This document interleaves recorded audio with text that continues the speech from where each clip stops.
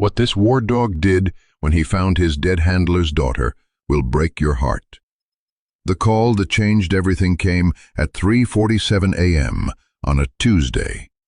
Sheriff David Rodriguez had seen plenty in his 23 years of law enforcement, but nothing had prepared him for the report crackling through his radio. 7-year-old girl found in critical condition, 8 miles deep in national forest, victim of apparent abandonment. Suspect companion is, sir, this is where it gets weird. A German shepherd with military tags who won't let anyone near the child. What Rodriguez discovered when he arrived at the scene would challenge everything he thought he knew about loyalty, love, and the bonds that transcend even death itself. The dog was scarred, wild, clearly traumatized, but his positioning around the dying child was textbook military protection protocol. This wasn't some random stray who'd stumbled across a lost hiker. This was a trained killer who'd chosen to become a guardian angel. The little girl's first words when she regained consciousness would unlock a mystery 3 years in the making. Storm. Daddy said I would find Storm when I needed him most. But according to military records, Storm, K9 Alpha 7, had been declared missing in action alongside his handler, Captain Michael Chen, after an ambush in Afghanistan that left no survivors. Yet here he was, keeping Michael's daughter alive in the wilderness with the same devotion he'd once shown to her father. The question that would haunt everyone involved was simple. How do you explain a love so powerful it endures across years, continents, and even death itself?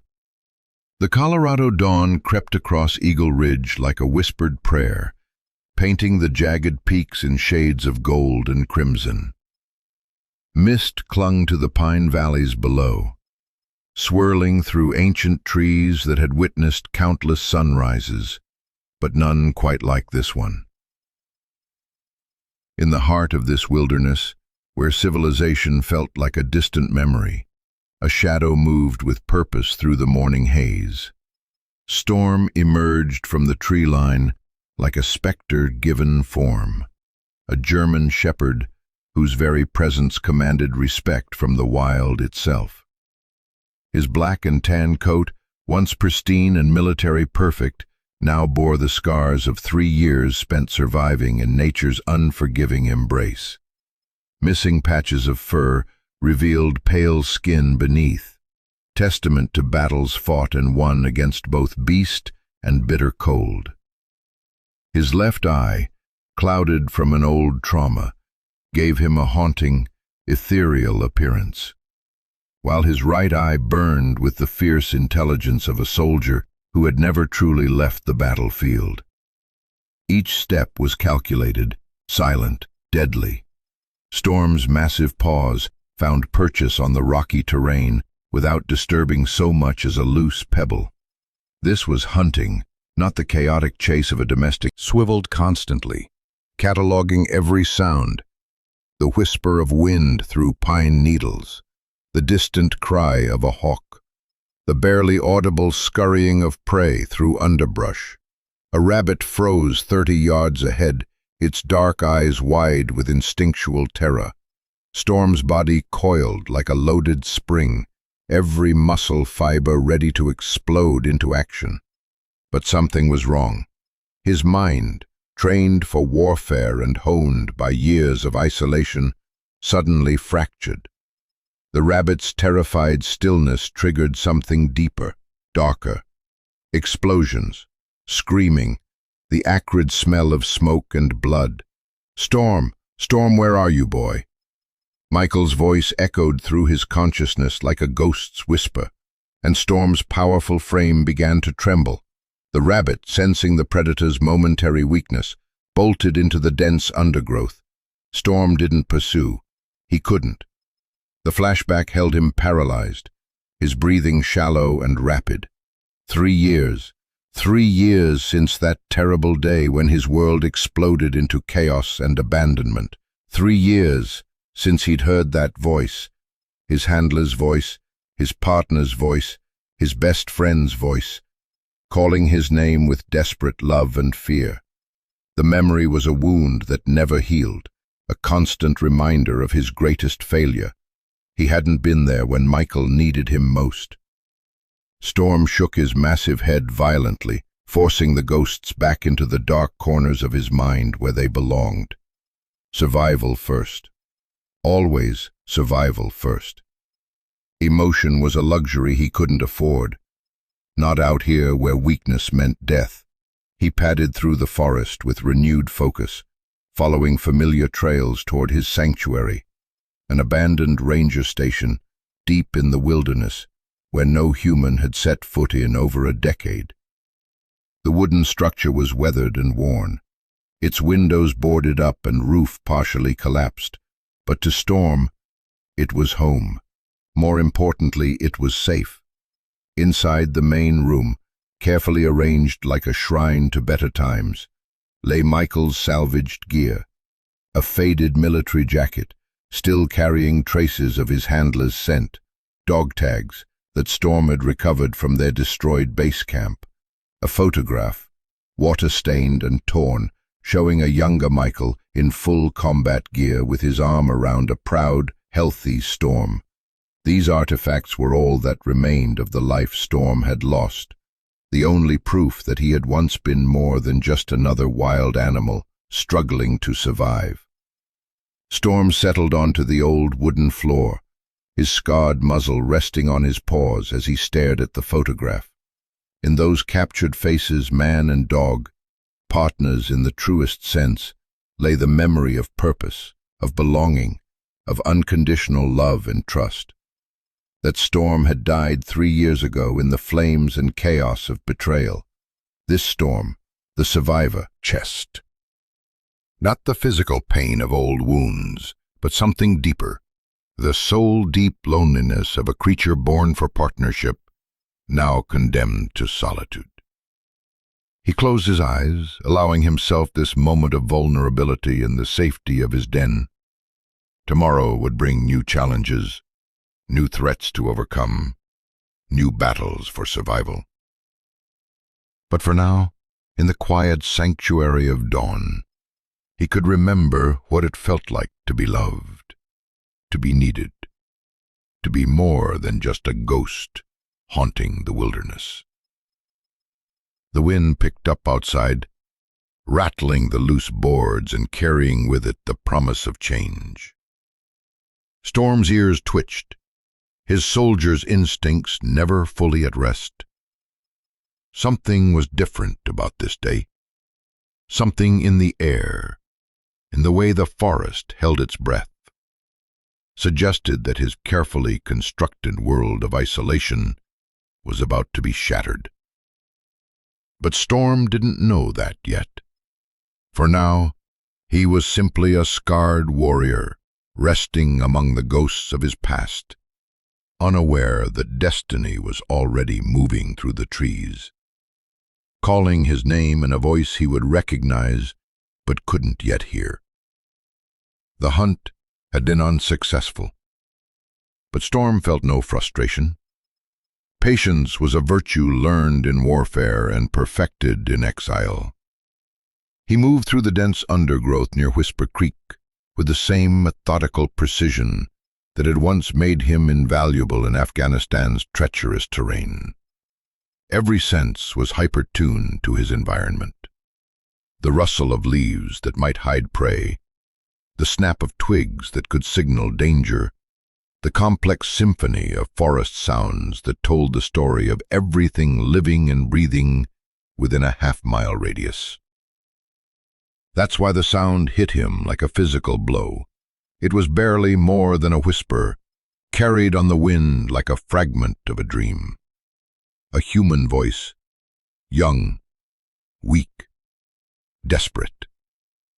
But it wasn't the voice itself that stopped Storm dead in his tracks, causing every muscle in his powerful frame to lock into perfect stillness. It was something else, something that cut through 3 years of carefully constructed emotional armor like a blade through silk. Pain, terror, and underneath it all, innocence, crying out for help. Storm's heart hammered against his ribs, as conflicting instincts waged war in his mind. Run. Every hard-learned lesson of survival screamed at him to turn away, to disappear deeper into the wilderness where humans couldn't hurt him again. Humans meant betrayal. Humans meant abandonment. Humans meant pain that went soul-deep and never truly healed. But there was something else. Something older and more fundamental than his learned fear, moving with the fluid grace of a predator as he began to stalk toward the source of the sound. Every step was calculated to make no noise. Every movement designed to keep him invisible to potential threats. His approach took nearly 20 minutes of painstaking stealth. Storm used every technique Michael had taught him: how to read the wind, how to use shadows and terrain for concealment, how to move like smoke through even the densest cover. His damaged eye might have clouded his vision on one side, but his other senses had sharpened to compensate.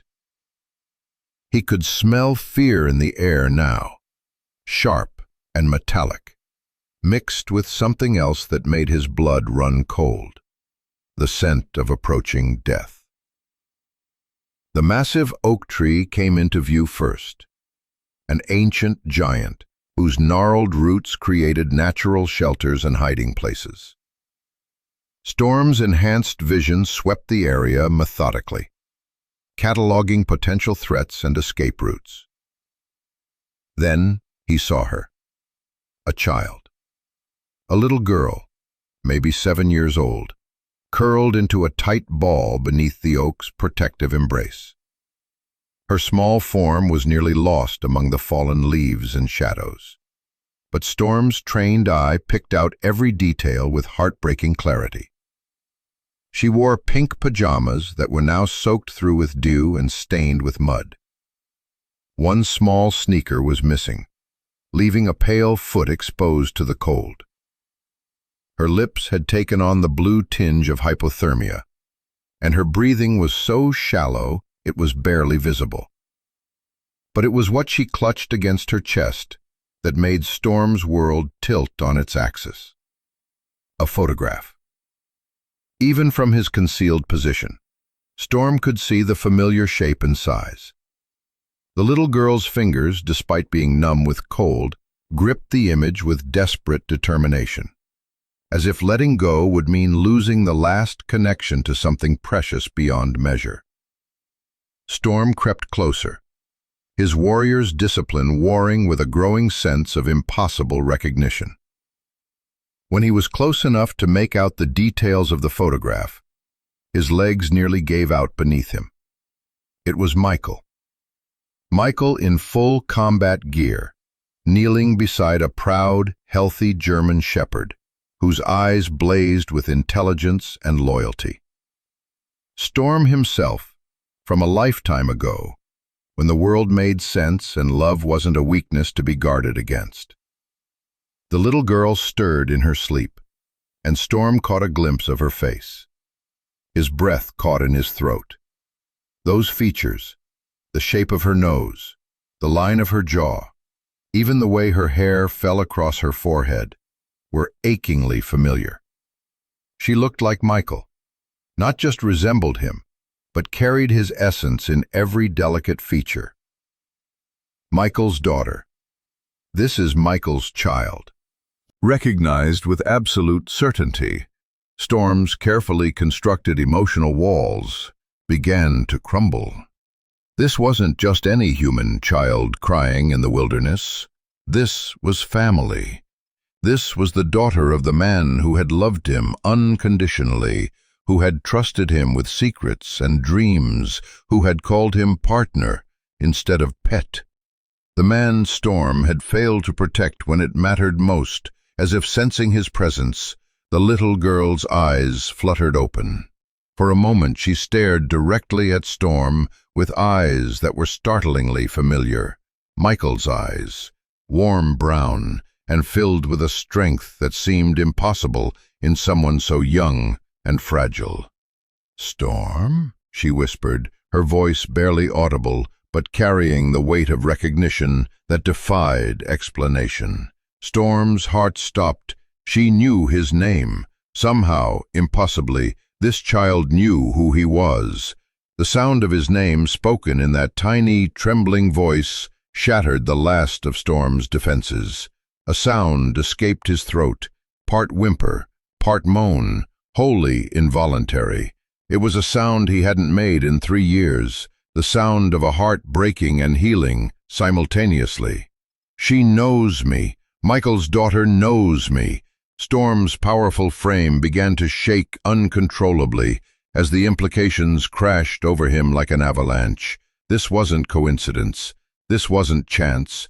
Somehow Michael had told his daughter about Storm.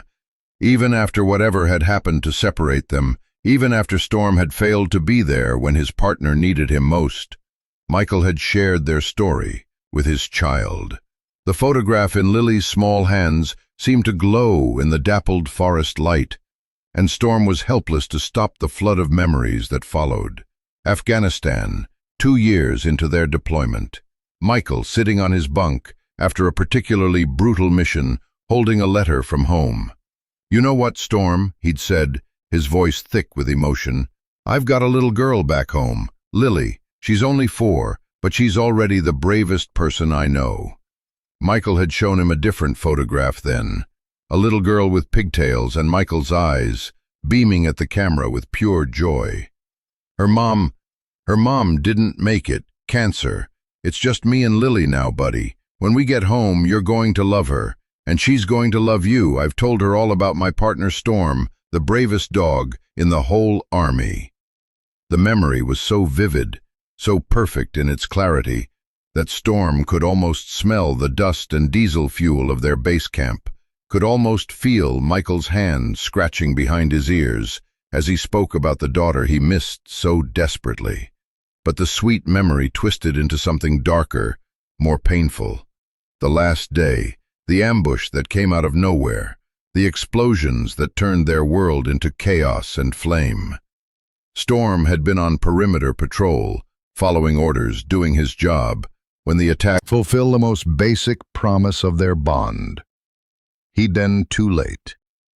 By the time Storm reached the burning remains of their camp, Michael was gone. Not dead. Storm would have known if Michael was dead, would have felt that loss like a physical wound. Simply gone. Vanished as if he'd never existed. The other soldiers, the few who survived, had no answers. "Missing in action," they said. "Presumed dead," they whispered. But Storm had waited. For weeks he'd maintained his post at the ruins of their base, certain that Michael would return. His partner would never abandon him, would never leave him behind. The bond they shared was stronger than death itself. Except the days turned into weeks, and the weeks into months, and still Michael didn't come. Eventually, even Storm's legendary loyalty couldn't sustain him in the face of harsh reality. He'd been forgotten, abandoned, left behind, like a piece of equipment that no longer had value. The guilt was overwhelming. If he'd been closer to Michael instead of following patrol routes, if he'd sensed the ambush sooner, if he'd been better, faster, stronger, maybe his partner would still be alive. Maybe they'd both be home with Lily, the little girl Michael loved more than life itself. And now that little girl was dying in front of him, and Storm was once again failing to protect what Michael treasured most. No, not again, never again. The decision crystallized in Storm's mind with the sharp clarity of a military order. He couldn't save Michael. That failure would haunt him forever. But he could save Michael's daughter. He could honor the bond that had defined the best part of his life by protecting the most precious thing his partner had left behind. Storm rose from his hiding place and approached Lily with careful, deliberate steps. She watched him with those familiar brown eyes, showing no fear, despite her critical condition. When he was close enough, she reached out with one small, cold hand and touched his scarred muzzle. "Daddy told me about you," she whispered, her voice growing weaker with each word. "He said you were the bravest, most loyal friend anyone could ever have. He said if I ever needed help, if I was ever scared or alone, I should look for Storm." Tears, actual tears, rolled down Storm's face as he carefully lowered himself to the ground beside her. He arranged his body in a protective circle around her small form, sharing his warmth, creating a barrier between her and the hostile wilderness that sought to claim her life. Lily's tiny hand found his collar, and she gripped it with surprising warm fur.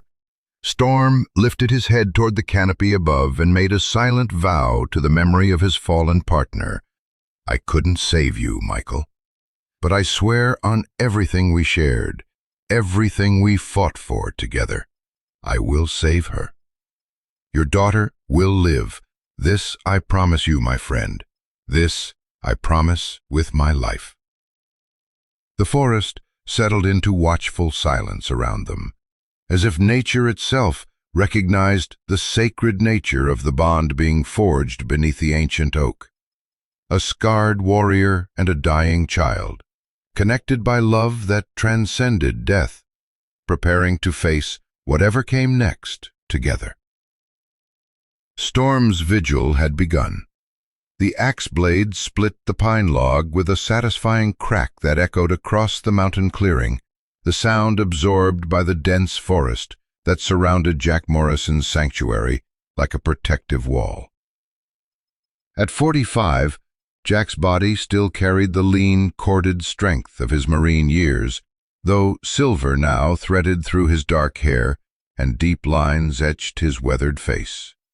Marks not just of time, but of burdens carried too long in solitude. Jack set another log on the chopping block with methodical precision, the same careful attention to detail that had kept him alive through 2 brutal tours in Afghanistan. His cabin sat in a natural clearing 8 miles from the nearest road, accessible only by a treacherous trail that discouraged all but the most determined visitors, which was exactly how Jack wanted it. The structure itself was a testament to his need for self-sufficiency and isolation. Hand-built from local timber, solar panels discreetly mounted on the south-facing roof, a water system fed by a natural spring. Every board, every nail, every carefully planned detail designed to keep the world at bay. Jack had come to these mountains 3 years ago seeking peace, but what he'd found instead was a different kind of warfare, the battle against memories that refused to stay buried. His morning routine never varied. Up at 0500, coffee, black and strong, then maintenance tasks that kept his hands busy and his mind occupied. Chopping wood, checking the solar battery system, tending to the small vegetable garden that provided most of his food. The routine was armor against the chaos in his head, structure imposed on a life that had lost all meaning the day Michael Chen disappeared. But it was the other routine, the secret obsession that consumed his afternoons, that truly defined Jack's existence in exile. He dropped the axe and walked inside the cabin, his boots heavy on the worn wooden floors. The main room was spartanly furnished, a wood stove, a simple table and chairs, bookshelves lined with military manuals and survival guides. But the far wall told a different story entirely. Dates and coordinates. At the center of this organized chaos, on the single photograph, a German shepherd in full military working dog gear, alert and proud, standing beside a soldier Jack had once called brother. Storm, K9 Alpha 7, Michael's partner, his best friend, his family, in every way that mattered. Jack pulled out a worn manila folder and spread its contents across the table. 2 years of investigation, of following every rumor and chasing every ghost story. Hikers who claimed to have seen a large black dog in the wilderness. Rangers who'd found mysterious animal tracks near old campsites. Local tales of a ghost dog that appeared and vanished like smoke through the trees. "Promise me something, Jack," Michael had said during their last night together at Forward Operating Base Chapman. "If something happens to me out here, if I don't make it home, you'll look after Lily and Storm. They're all I've got, brother. They're everything." Jack had made that promise with the casual confidence of a young Marine who believed they were all invincible. He'd shaken Michael's hand, clapped him on the shoulder, and told him nothing was going to happen, because they watched each other's backs. Brothers in arms, united against whatever the war could throw at them. 3 days later, Michael was gone. Vanished in an ambush that left half their unit dead, and the survivors with more questions than answers. The official report said, "Missing in action, presumed dead." But Jack had never accepted that presumption. Michael was too good, too smart, too determined to get home to his daughter, to simply die in some anonymous firefight. But Storm had been there during the attack. The dog had survived, had been evacuated with the other survivors, then, somehow, lost in the bureaucratic chaos that followed. One day he was in a military veterinary hospital, recovering from his wounds. The next he was gone, vanished as completely as his handler. Jack traced a finger along one of the map routes, a trail that wound deep into the wilderness, where several sightings had been reported. Somewhere out there, Michael's dog was surviving alone, probably traumatized beyond repair, certainly beyond trust in humans. Every failed search felt like another betrayal of the promise Jack had made, another failure to honor the bond that had meant everything to both him and Michael. The sound of his satellite phone ringing cut through the morning silence like a blade. Jack stared at the device suspiciously. Almost no one had this number, and the few who did knew better than to use it except in emergencies. He let it ring twice more before answering. "Morrison." "Jack, it's Sarah Rodriguez, down at the county sheriff's office. We've got reports of a missing child up in your area, 7-year-old girl, been missing since yesterday. We're organizing search teams and—" Jack tuned out, stomach, an intuition born of too many years in combat zones, where coincidence was usually conspiracy in disguise. "I'll keep an eye out," he told the sheriff, then hung up without waiting for a response. He stood slowly, his gaze moving from the maps to the photograph to the window that looked out over miles of pristine wilderness. A missing child, in his territory, on the same day that something in the air felt different, charged with the electric potential of change. Jack reached for his jacket, his movements automatic and precise. Whether this was connected to his search for Storm or not, a child was in danger in his mountains. And regardless of what demons haunted his own past, Jack Morrison was still a Marine. Marines didn't abandon their missions, and they sure as hell didn't abandon kids who needed help. The barking shattered the mountain silence like gunfire, urgent and desperate, and completely wrong for this place where even the wind whispered secrets. Jack dropped his coffee mug, the ceramic exploding against the cabin floor as he spun toward the sound.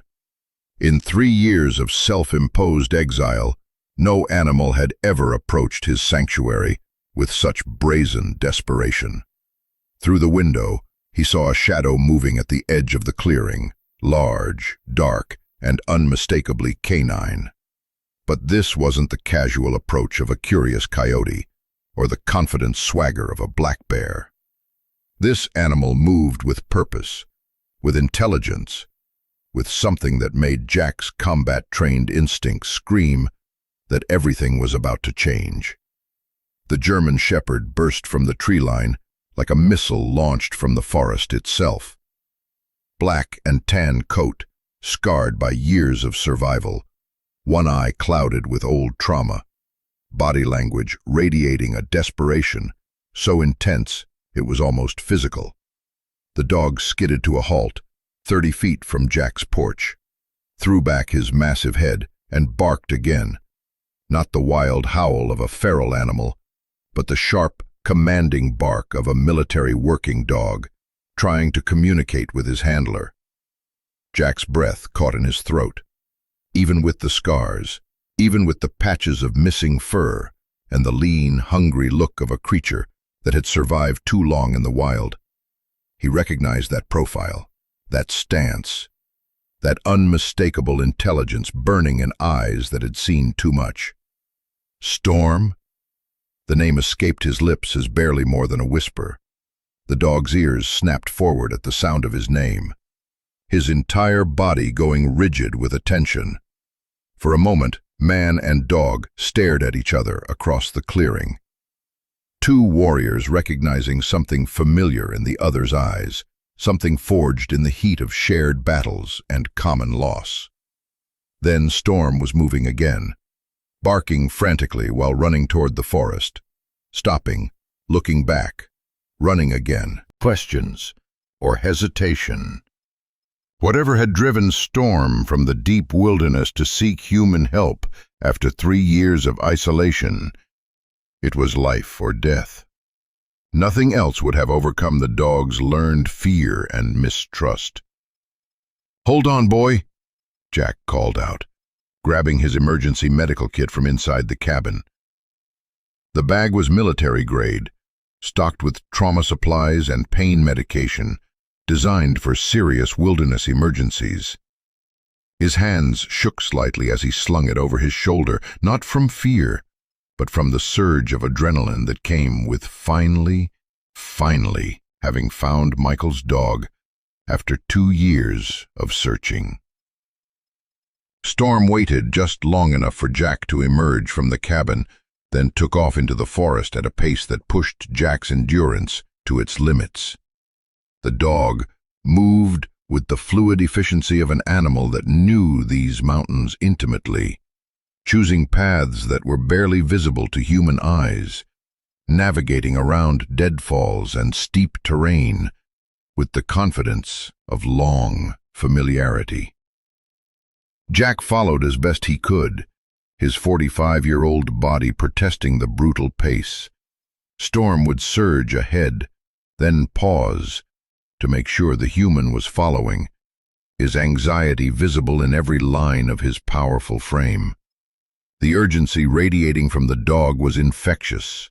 Whatever they were racing toward, time was running out. 20 minutes into the pursuit, Jack's lungs burned and his legs trembled with fatigue, but Storm showed no signs of slowing. If anything, the dog's desperation seemed to increase as they moved deeper into the wilderness, away from any marked trails, into terrain that few humans had ever seen. "Talk to me, boy," Jack gasped during one of Storm's brief pauses. "What are we racing toward?" Storm's response was to whine, a sound so heartbreakingly desperate that it cut through Jack's exhaustion like a blade. This wasn't just urgency, this was anguish. This was a creature fighting against time itself to save something precious beyond measure. The terrain grew more treacherous as they descended toward Whisper Creek, the rocky slopes slick with morning dew and littered with loose stones that could turn an ankle or send a man tumbling down the mountainside.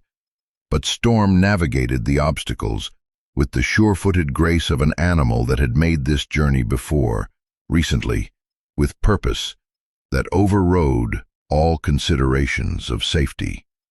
Jack's military mind cataloged details automatically, even as he struggled to keep up.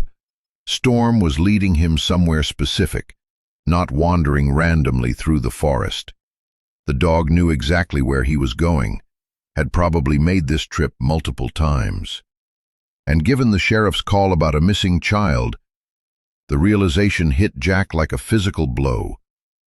Storm hadn't come to his cabin by chance or coincidence. "Jesus," Jack breathed, pushing himself harder despite the burning in his chest. "How bad is it, Storm?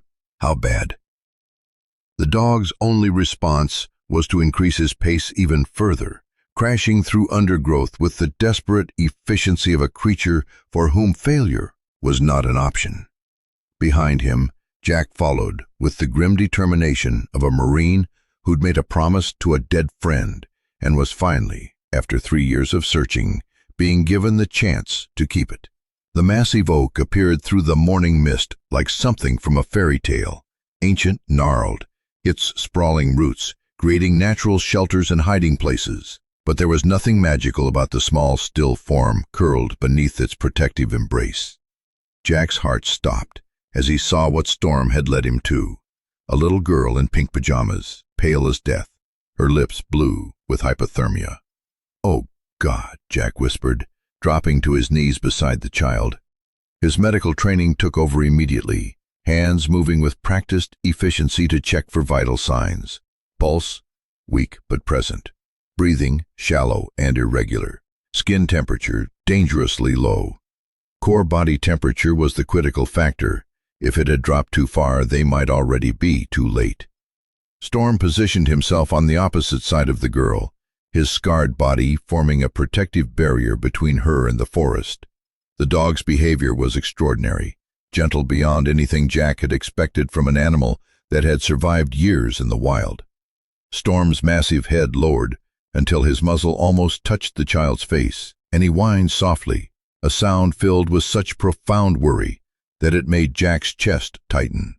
"It's okay, girl," Jack murmured, his voice automatically dropping into the calm, authoritative tone he'd used with wounded soldiers. "Help is coming. Just hold on." He pulled the emergency space blanket from his kit and carefully wrapped it around her small form, trying not to disturb what little warmth her body was still generating. The child's fingers were clutched around something, a photograph, Jack realized, water-stained and partially torn, but gripped with desperate determination even in unconsciousness. When he gently pried her fingers open to check for circulation, he caught a glimpse of the image and felt the world tilt beneath him. It was Michael in full combat gear, kneeling beside a proud, healthy German shepherd whose eyes blazed with intelligence and loyalty. The same dog that now lay beside this dying child with heartbreaking tenderness, the same dog Jack had been searching for, through 2 years of guilt and desperate hope. Michael's daughter. This is Michael's little girl. The realization hit Jack with the force of revelation. Lily, the daughter Michael had talked about constantly during their deployment, the little girl whose photo had been taped to his bunk, whose letters had been read and reread until they fell apart. Somehow, impossibly, she was here. The Colorado wilderness, clutching a photograph of her father and the dog who'd loved them both. "Lily," Jack whispered, and the child's eyelids fluttered slightly at the sound of her name. "Lily, can you hear me? Your daddy was my friend. I'm going to take care of you, sweetheart. I promise." Storm's ears pricked forward at the mention of Michael's name, and the dog's dark eyes fixed on Jack with startling intensity. There was recognition there, understanding that went beyond simple animal instinct. Storm knew who Jack was, knew the connection between them through their shared love for Michael Chen. Jack fumbled for his satellite phone with hands that shook slightly from adrenaline and emotion. The device took precious seconds to acquire a signal in the deep forest, but finally connected to the emergency dispatch center. "This is Jack Morrison. Coordinates?" He rattled off their GPS position from memory, his voice steady despite the chaos in his heart. "I found the missing child, 7-year-old girl, severe hypothermia, unresponsive. I need immediate medical evacuation, helicopter to these coordinates. Time is critical." The dispatcher's voice crackled through the static, asking questions, confirming details, promising help was on the way. 20 minutes for the helicopter to reach them, maybe 30, depending on weather conditions. Jack looked down at Lily's pale face and wondered if they had that long. Storm seemed to sense his thoughts.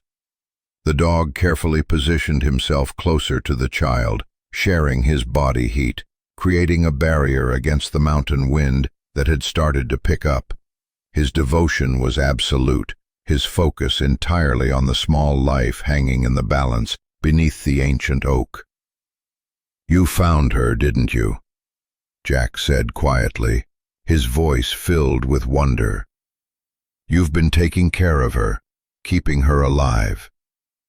The pieces fell into place. Storm's desperate urgency, his knowledge of exactly where to lead Jack, his gentle protectiveness toward a child he barely knew.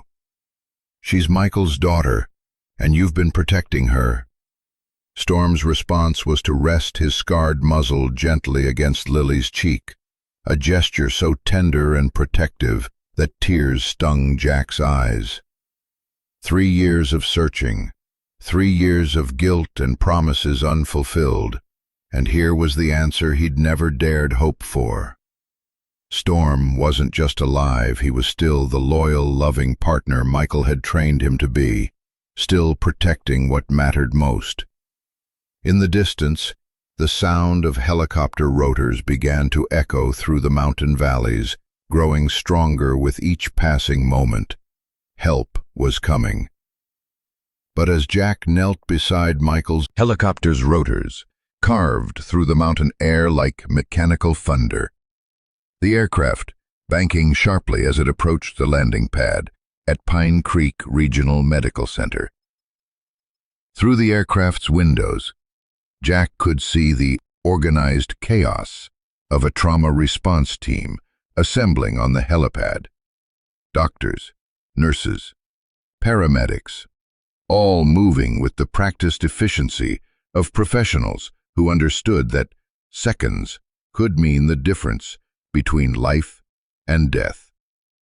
Storm crouched low in the helicopter's cargo area, his powerful body pressed protectively against Lily's stretcher, despite the aircraft's violent movements.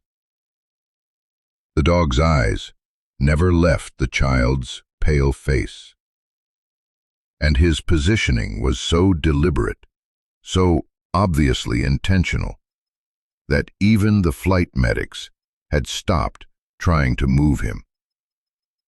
One had muttered something about never seeing anything like it. A dog that seemed to understand medical protocols better than some humans. The moment the aircraft touched down, the world exploded into motion. The side door slid open. Medical personnel swarmed inside, and Lily's stretcher was extracted with choreographed precision. Storm leapt down beside them, maintaining his protective position, even as the trauma team rushed toward the hospital entrance. "Sir, you need to control your dog," a security guard called out, jogging alongside the moving stretcher. "Animals aren't allowed in the—" "That dog stays with the child." Jack's voice cut through the chaos with military authority. "I'm Jack Morrison, former Marine Corps, and I'm telling you, that dog is the only reason this little girl is still alive. He doesn't leave her side." Dr. Sarah Martinez, the attending pediatric emergency physician, looked up from her initial assessment of Lily's condition as they burst through the emergency department doors. Core body temperature is 89 degrees. She called out to her team. Severe hypothermia, possible frostbite to extremities, signs of dehydration. Get me warm, saline, heat lamps, and prepare for aggressive rewarming protocols. Storm matched their pace step for step, his scarred body moving with fluid grace despite the chaos surrounding them. When they reached the trauma bay, he positioned himself in the corner where he could see everything. Every medical intervention, every person who entered the room, every change in Lily's condition. His dark eyes missed nothing. "Doctor, hospital policy clearly states," an administrator began, but Dr. Martinez waved him off. "Look at that dog's positioning," she said quietly, her professional fascination overriding bureaucratic concerns. "He's staying close enough to In action 3 years ago. That dog has been surviving in the wilderness, and somehow he found her and kept her alive until I could get help." The trauma bay fell silent except for the beeping of medical monitors and the soft whoosh of the ventilator they'd connected to help regulate Lily's breathing. Every member of the medical team turned to stare at Storm, seeing him with new eyes. The scarred German shepherd sat perfectly still, his attention focused entirely on the small figure on the hospital bed, radiating a protective intensity that was almost palpable. "Well," Dr. Martinez said finally, pulling her stethoscope from around her neck, "I guess we have an unusual consultant on this case." She approached Storm slowly, respectfully. "You've done good work, soldier. We'll take it from here, but you're welcome to stay." Storm's response was to lower his head slightly, not in submission, but in acknowledgement. Professional to professional. Warrior to healer. The message was clear. He would allow them to help, but his vigil would continue. Over the next 6 hours, as Lily's body temperature was gradually raised through careful medical intervention, Storm never moved from his chosen position. Nurses brought him water, which he accepted with dignified gratitude. Food was politely ignored. His focus remained entirely on his charge. When Lily's monitor showed changes in heart rate or breathing, Storm's ears would prick forward before the medical staff even noticed the alterations. "It's like he's reading her vital signs," one of the nurses whispered to her colleague. "I've been doing this for 15 years, and I've never seen anything like it." Dr. Martinez found herself consulting Storm's reactions as much as her medical instruments. When the dog relaxed slightly, she knew Lily's condition was stabilizing. When his tension increased, she knew to look more carefully for complications. It was unprecedented, unscientific, and absolutely effective. "How is this possible?" she asked Jack during one of their brief consultations in the hallway. "I mean, I understand military dogs are highly trained, but this level of medical awareness..." Jack leaned against the wall, exhaustion finally catching up with him after the adrenaline-fueled rescue. Michael Chen, Lily's father, he wasn't just Storm's handler. He was a combat medic before he moved into special operations. Storm would have been exposed to medical procedures, trauma treatment, battlefield medicine. He learned by watching, by being part of the team. "And now he's applying that knowledge to protect Michael's daughter," Dr. Martinez said quietly. "My God, that dog is honoring a bond that transcends his handler's death."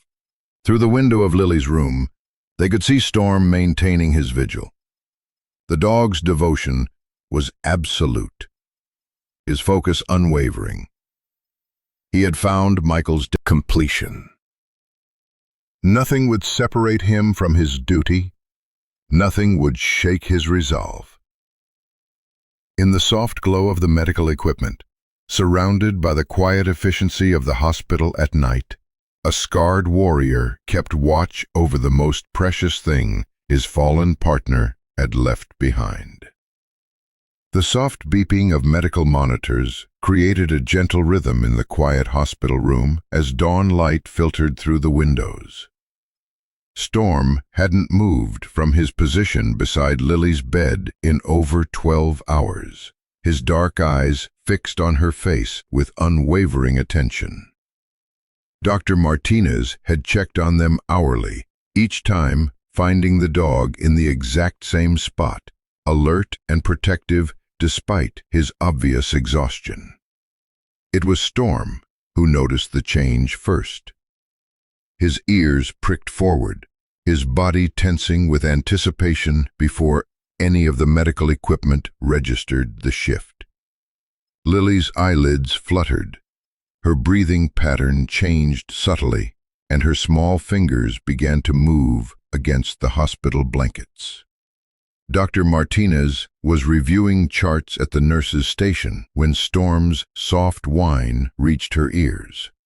She looked up to see the dog standing now, his tail moving in the barest suggestion of a wag, his entire focus on the child who was beginning to stir. The doctor moved quickly but quietly into the room, not wanting to disturb what was clearly a critical moment. Lily's eyes opened slowly, blinking against the soft light as consciousness returned gradually. For a moment, she seemed disoriented, her gaze moving around the unfamiliar room with the confused fear of a child waking in a strange place. Then her eyes found Storm, and everything changed. Storm. Her voice was barely a whisper, hoarse from dehydration and trauma, but filled with wonder and recognition that made the dog's entire body tremble with emotion. "You're real. You're really real." Storm moved closer to the bed, his massive head lowering until it was level with hers. His tail wagged now with genuine joy, but his movements remained careful, gentle, as if he understood that she was fragile and needed protection above all else. "Daddy said I would find Storm when I needed him most," Lily continued, her small hand reaching out to touch his scarred muzzle. "He told me stories about his partner, about the bravest dog in the whole world who would always protect his family. He said if anything ever happened, if I was ever scared or alone, Storm would find me."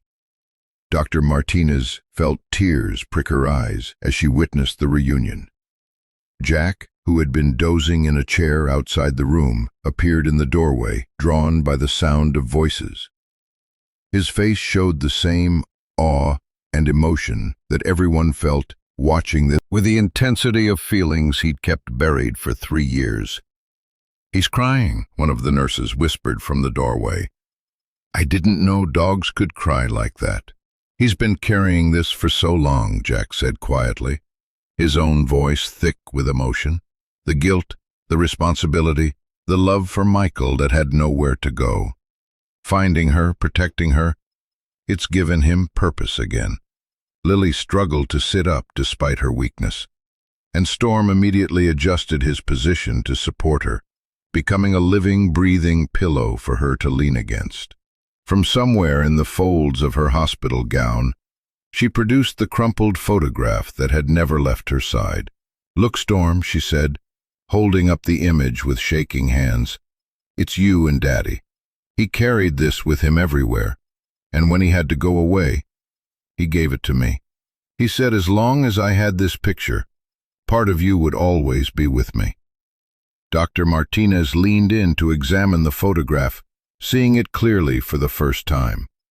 The image showed a younger Michael Chen in full military gear, kneeling beside a proud, healthy German shepherd whose eyes blazed with intelligence and loyalty.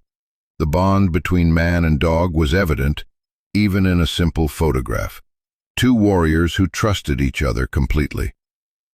"My daddy told me about all your adventures," Lily continued, her voice growing stronger as she spoke. "About how you saved soldiers who were hurt, and how you were so smart you could find people even when they were hiding. He said you were his best friend in the whole world. and that you would always take care of the people he loved. Storm's positioning shifted subtly, protectively, as Lily spoke. His body language was clear to anyone who understood military dogs. This child was now under his protection, his responsibility, his sacred trust. The mission Michael had begun was now Storm's to complete. "The doctors say you kept me warm all night," Lily said, burying her face in Storm's thick fur. "Daddy always said you were the smartest, bravest dog ever. I knew if I held onto his picture tight enough, you would find me somehow." Dr. Martinez found herself documenting not just Lily's physical recovery, but the extraordinary emotional healing taking place before her eyes. The child's vital signs had stabilized dramatically since Storm's arrival. Her color was improving, and her responses were far better than anyone had dared hope, given the severity of her hypothermia. "This is unprecedented," she murmured to Jack. "I've read about therapy animals helping with recovery, but this is different. It's like they're healing each other." Jack nodded, understanding something that went beyond medical science. "They're family," he said simply. "They're completing a circle that was broken 3 years ago when Michael disappeared. That dog isn't just protecting her. He's coming home." In the quiet hospital room, surrounded by the soft sounds of medical equipment and the gentle of healing, a scarred warrior and a brave little girl forged a bond that would define both their futures. Storm had found his purpose again, and Lily had found the guardian angel her father had promised would always watch over her. Sheriff David Rodriguez arrived at Pine Creek Regional Medical Center with the measured pace of a man who'd seen enough in 23 years of law enforcement to know that simple cases rarely stayed simple. The call about a missing child found by a hermit and his dog had already triggered his investigative instincts, but the additional details he'd gathered en route — military working dog, missing soldier's daughter, mysterious circumstances — suggested this was going to be anything but routine. He found Jack Morrison in the hospital corridor, looking every inch the retired Marine, despite his obvious exhaustion. The two men sized each other up with the quick assessment of veterans who recognized their own kind. "Mr. Morrison, I'm Sheriff Rodriguez. I understand you found the missing child." "Storm found her," Jack corrected, nodding toward the hospital room where the German shepherd maintained his vigil beside Lily's bed. "I just followed his lead." Rodriguez was preparing to ask his first official question when the elevator doors opened, and Victoria Chen stepped out, her performance beginning before she'd even cleared the threshold. She was dressed in expensive clothes that looked oddly out of place in the rural hospital setting, her makeup perfect, despite the supposed trauma of having a missing stepdaughter. "Oh, thank God," she cried, rushing toward Lily's room. "My poor baby, I've been so worried. Where is she? Is she all right?" Storm's reaction was immediate and unmistakable. The dog rose from his position beside Lily's bed, his body going rigid with aggression. A low growl rumbled from his throat, not the warning growl of a protective animal, but something deeper, more primal. The hackles along his neck rose, and his scarred face took on an expression of pure menace. "Storm, no," Lily said weakly from her bed, but her voice carried confusion rather than authority. "It's Victoria. She's supposed to take care of me." But Storm's instincts were older and more reliable than social conventions. Every fiber of his being screamed danger, deception, threat. His growl deepened as Victoria approached the doorway, and his positioning shifted to place himself directly between the woman and the child. "What's wrong with that dog?" Victoria demanded, stopping short. "Going to need to ask you some questions about yesterday," Rodriguez said, his voice carefully neutral. "Can you walk me through exactly what happened when Lily went missing?" Victoria's story came out smooth and rehearsed, a camping trip that was supposed to be a special bonding experience. Lily wandering off while Victoria was setting up their tent, hours of frantic searching before calling for help. But Rodriguez had been doing this long enough to spot the inconsistencies. "You said you were camping near Whisper Creek," he noted, consulting his notepad. "But we found no evidence of a campsite in that area. No tire tracks, no disturbed ground, no trash or camping equipment. I cleaned up everything before I left to get help," Victoria stammered. "I didn't want to leave a mess in the wilderness." "During a search for your missing stepdaughter, you took time to pack up camping gear and clean the site?" Jack stepped forward, his military bearing adding weight to his words. "Sheriff, I found Lily approximately 8 miles from the nearest vehicle access point. She was wearing pajamas, not camping clothes. And she'd been in that location for hours. There were clear signs that she'd been there since the previous evening." Storm's growling intensified as Victoria's story began to unravel. The dog's instincts had identified the threat before the humans had even begun to piece together the deception. "Furthermore," Jack continued, "Storm's behavior suggests he'd been caring for the child for some time. This wasn't a recent discovery for him. He knew exactly where she was and led me directly to her location." Rodriguez studied Victoria's face as the contradictions mounted. Her perfectly applied makeup, her expensive clothes, her too smooth story, everything about her screamed deception to his experienced eye. "Ma'am, I'm going to need you to come to the station for a more detailed statement," he said finally. "There are some discrepancies in your account that we need to clear up." "Discrepancies?" Victoria's voice rose an octave. "My stepdaughter was missing, and now you're treating me like a criminal? I should be focusing on her recovery, not answering suspicious questions from—" Storm's growl cut through her protests like a blade. The dog had moved closer to the doorway, his massive frame radiating protective menace. His message was clear. This woman was not welcome near his charge. Dr. Martinez appeared in the corridor, having heard the commotion. "I'm going to have to ask everyone to keep their voices down," she said firmly. "My patient needs rest, and frankly, the stress of this confrontation isn't helping her recovery." Rodriguez nodded, his decision made. "Mrs. Chen, I'll need you to accompany me to the station. Mr. Morrison, I'll need a complete statement from you as well, but you can stay here for now." As Victoria was escorted away, still protesting her innocence, Storm's body language relaxed slightly. But his up the corridor where she'd disappeared, and his positioning stayed protective. The dog's instincts had identified a threat that the humans were only beginning to understand.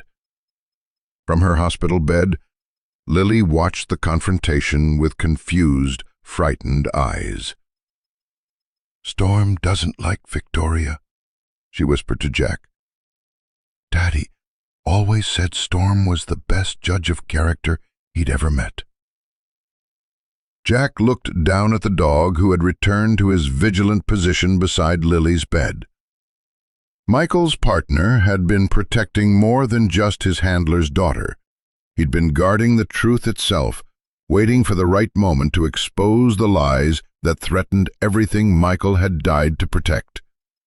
The investigation was just beginning, but Storm had already identified the enemy.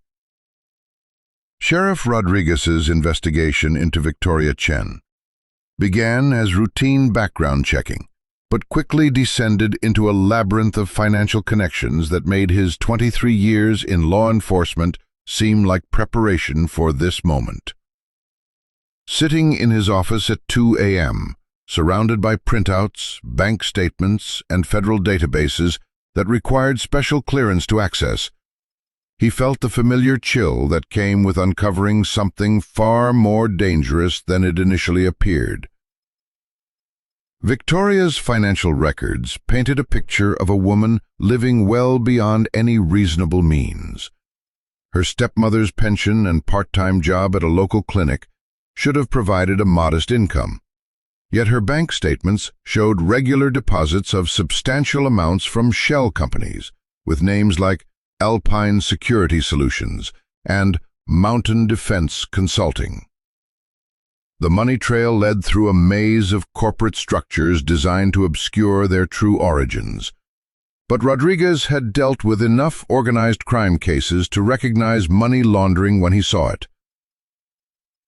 The breakthrough came when FBI agent Sarah Mitchell arrived from Denver, bringing with her federal resources and a grim expression that suggested this case had attracted attention from very high places.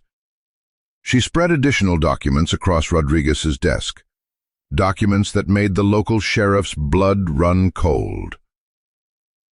Blackwater Defense Corporation, Agent Mitchell said, her voice tight with controlled anger. Private military contractor with billions in government contracts and a history of operations that officially never happened. 3 years ago, they were under investigation for illegal weapons sales, war crimes, and biological weapons testing on prisoners. The investigation was shut down when key witnesses started disappearing.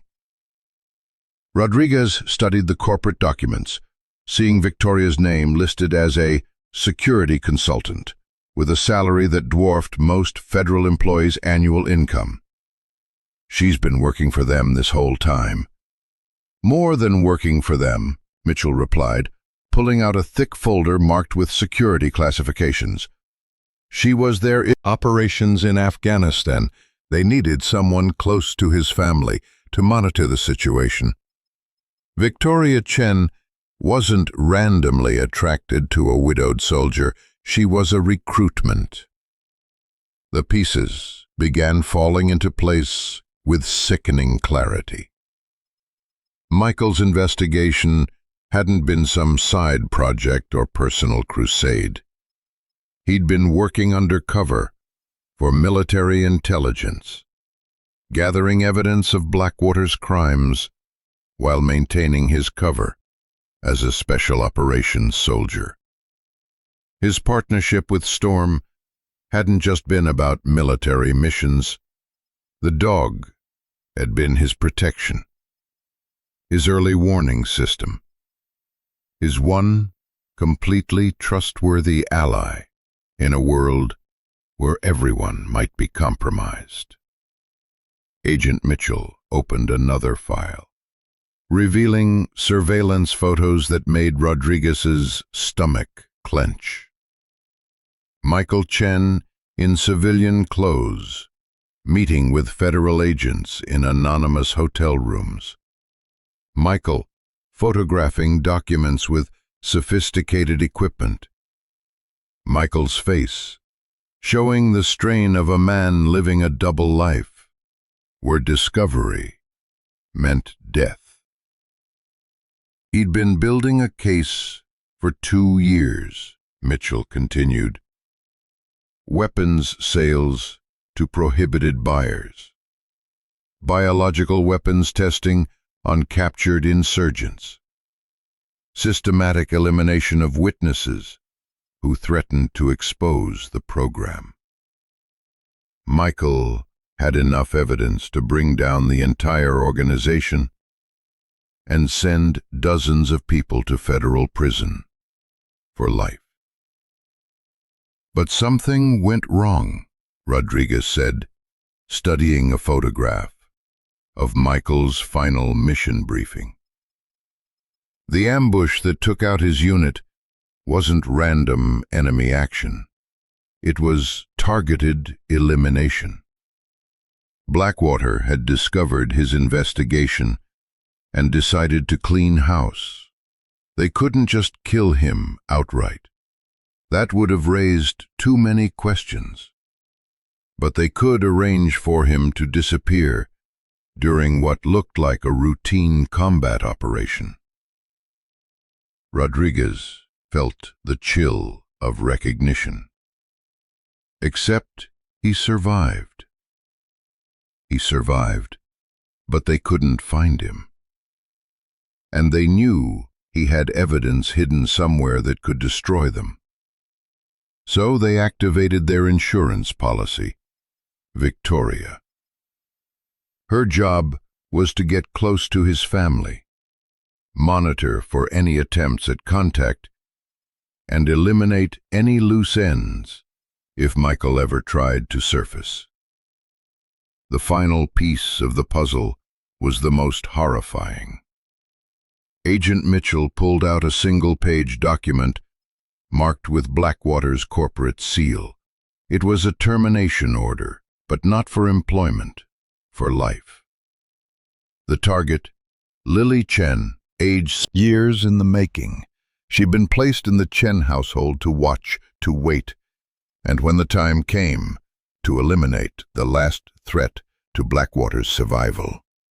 The camping trip, Rodriguez said, understanding flooding through him. It wasn't abandonment, it was execution. Except she underestimated Storm, Mitchell replied, consulting another report. Military working dogs are trained to detect threats, to protect their handlers' families. When Victoria tried to remove Lily from the house, Storm would have sensed the danger. He followed them, stayed close, and when Victoria left Lily to die in the wilderness, he was there to take over protection duties. Rodriguez leaned back in his chair, overwhelmed by the scope of the conspiracy. So we're not dealing with child abandonment or even attempted murder. We're dealing with a corporate assassination program backed by billions in defense contracts. And now they know their operation has been compromised, Mitchell said grimly. Victoria's arrest, Lily's survival, Storm's protection, all of it threatens to expose crimes that go to the highest levels of government and military contracting. They're not going to walk away quietly. The sheriff looked toward the window, where the first light of dawn was beginning to creep across the Colorado mountains. Somewhere out there, Lily Chen slept peacefully in her hospital bed, protected by a scarred German shepherd, who had no idea he was the only thing standing between a little girl and a conspiracy that had already killed dozens of people to protect itself. They're coming for her, Rodriguez said quietly. Yes, Mitchell replied. They are. The revelation came during Lily's third day in the hospital, when the 7-year-old was finally strong enough to have extended conversations. Dr. Martinez had cleared her for short visits outside her room, and she was sitting in a wheelchair with Storm positioned protectively beside her when she made the statement that changed everything. Daddy left me treasure maps, she said casually, as if discussing her favorite cartoon show. He said if anything ever happened to him, I should use the maps to find the special hiding places where he kept important papers for grown-ups. Jack and Sheriff Rodriguez exchanged glances across the small hospital conference room where they'd been discussing the case. Agent Mitchell, who had arrived from Denver that morning, leaned forward with barely concealed excitement. Treasure maps? Rodriguez asked gently. Can you tell us more about those, sweetheart? Lily's small hand found Storm's massive head, stroking his ears as she spoke. They're hidden in my dollhouse. Daddy made it special with secret compartments and hidden drawers. He said it was like a castle, and every castle needs to hide treasure from the bad guys. Within an hour they were standing in the living room of the modest house that had been Michael and Lily's home before Victoria entered their lives. The dollhouse sat, in the corner by the window, an elaborate hand-carved masterpiece that had clearly been built with love and extraordinary attention to detail. It was styled like a medieval castle, complete with turrets, battlements, and tiny working drawbridge. Storm entered the house ahead of the group, his nose working constantly as he swept each room for threats. His behavior was different here, more alert, more protective.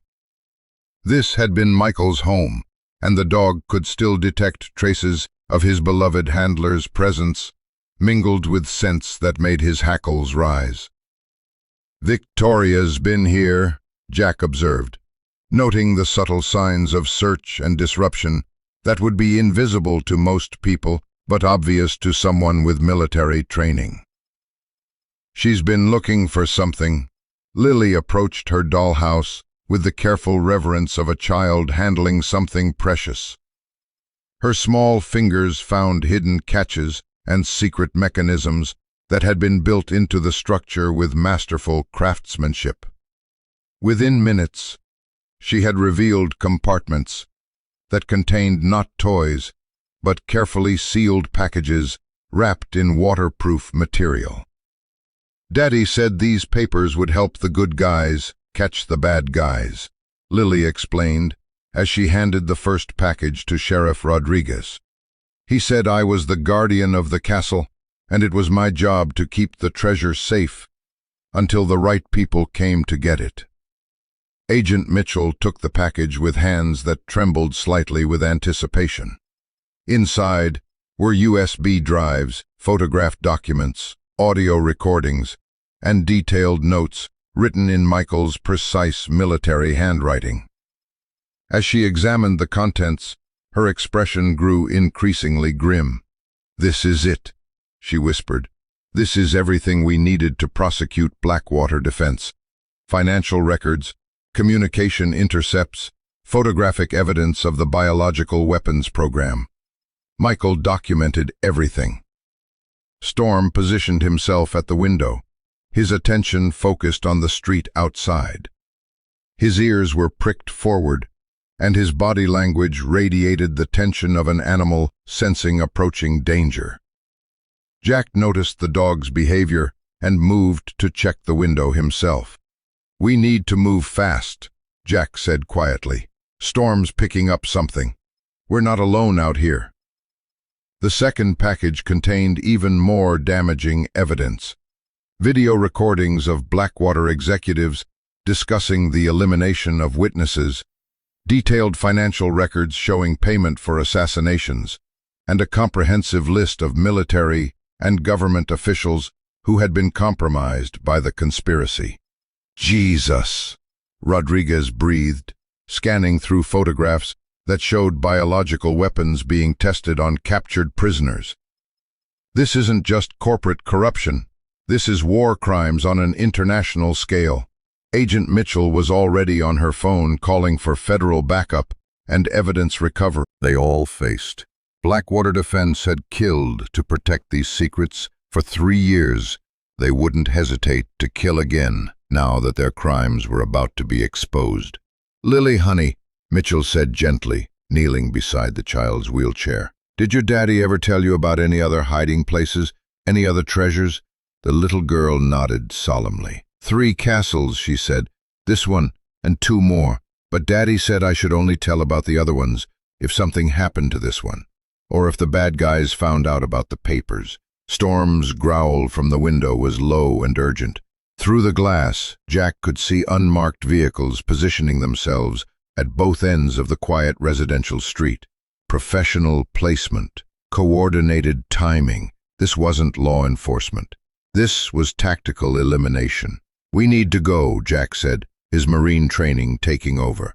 "Now, we're about to have company, and they're not here to serve warrants." Agent Mitchell began stuffing the evidence into a secure bag, while Rodriguez helped Lily back into her wheelchair. Storm moved away from the window and took position beside Lily, his protective instincts overriding everything else. "The other hiding places," Mitchell said urgently as they prepared to leave. "Where are they?" Lily looked up at her with Michael's intelligent brown eyes. "Safe places," she said simply. "Places where Daddy said only Storm could find them, because Storm knows all of Daddy's secrets." As they moved toward the back of the house, Storm's behavior became increasingly agitated. The dog could sense what the humans were only beginning to understand. They weren't just in possession of evidence anymore. They were targets in a war that had been going on for 3 years, and their enemies would stop at nothing to protect the secrets that Michael Chen had died trying to expose. The evidence was only the beginning. The real battle was about to start. The hospital corridors at 3 a.m. carried the peaceful quiet of night shift routines, soft footsteps of nurses making rounds, the distant ping of elevator doors, the gentle hum of medical equipment sustaining life. Storm had learned these rhythms over the past week, his military-trained senses cataloging every normal sound and pattern, which is why the subtle wrongness in tonight's symphony immediately triggered his combat instincts. Two men in medical scrubs approached Lily's room with the measured pace of healthcare professionals, but their movement patterns were all wrong, too synchronized, too alert. Their eyes swept the corridor with tactical assessment rather than medical concern, and beneath the antiseptic hospital smells, Storm detected something that made his blood run cold: gun oil and military-grade equipment. The German shepherd rose silently from his position beside Lily's bed, his scarred body moving with fluid precision as he positioned himself between the sleeping child and the approaching threat. His training for Afghanistan flooded back instantly. Target identification, threat assessment, protective positioning. These weren't doctors. They were killers. The first man reached for the door handle of Lily's room just as Storm exploded into action.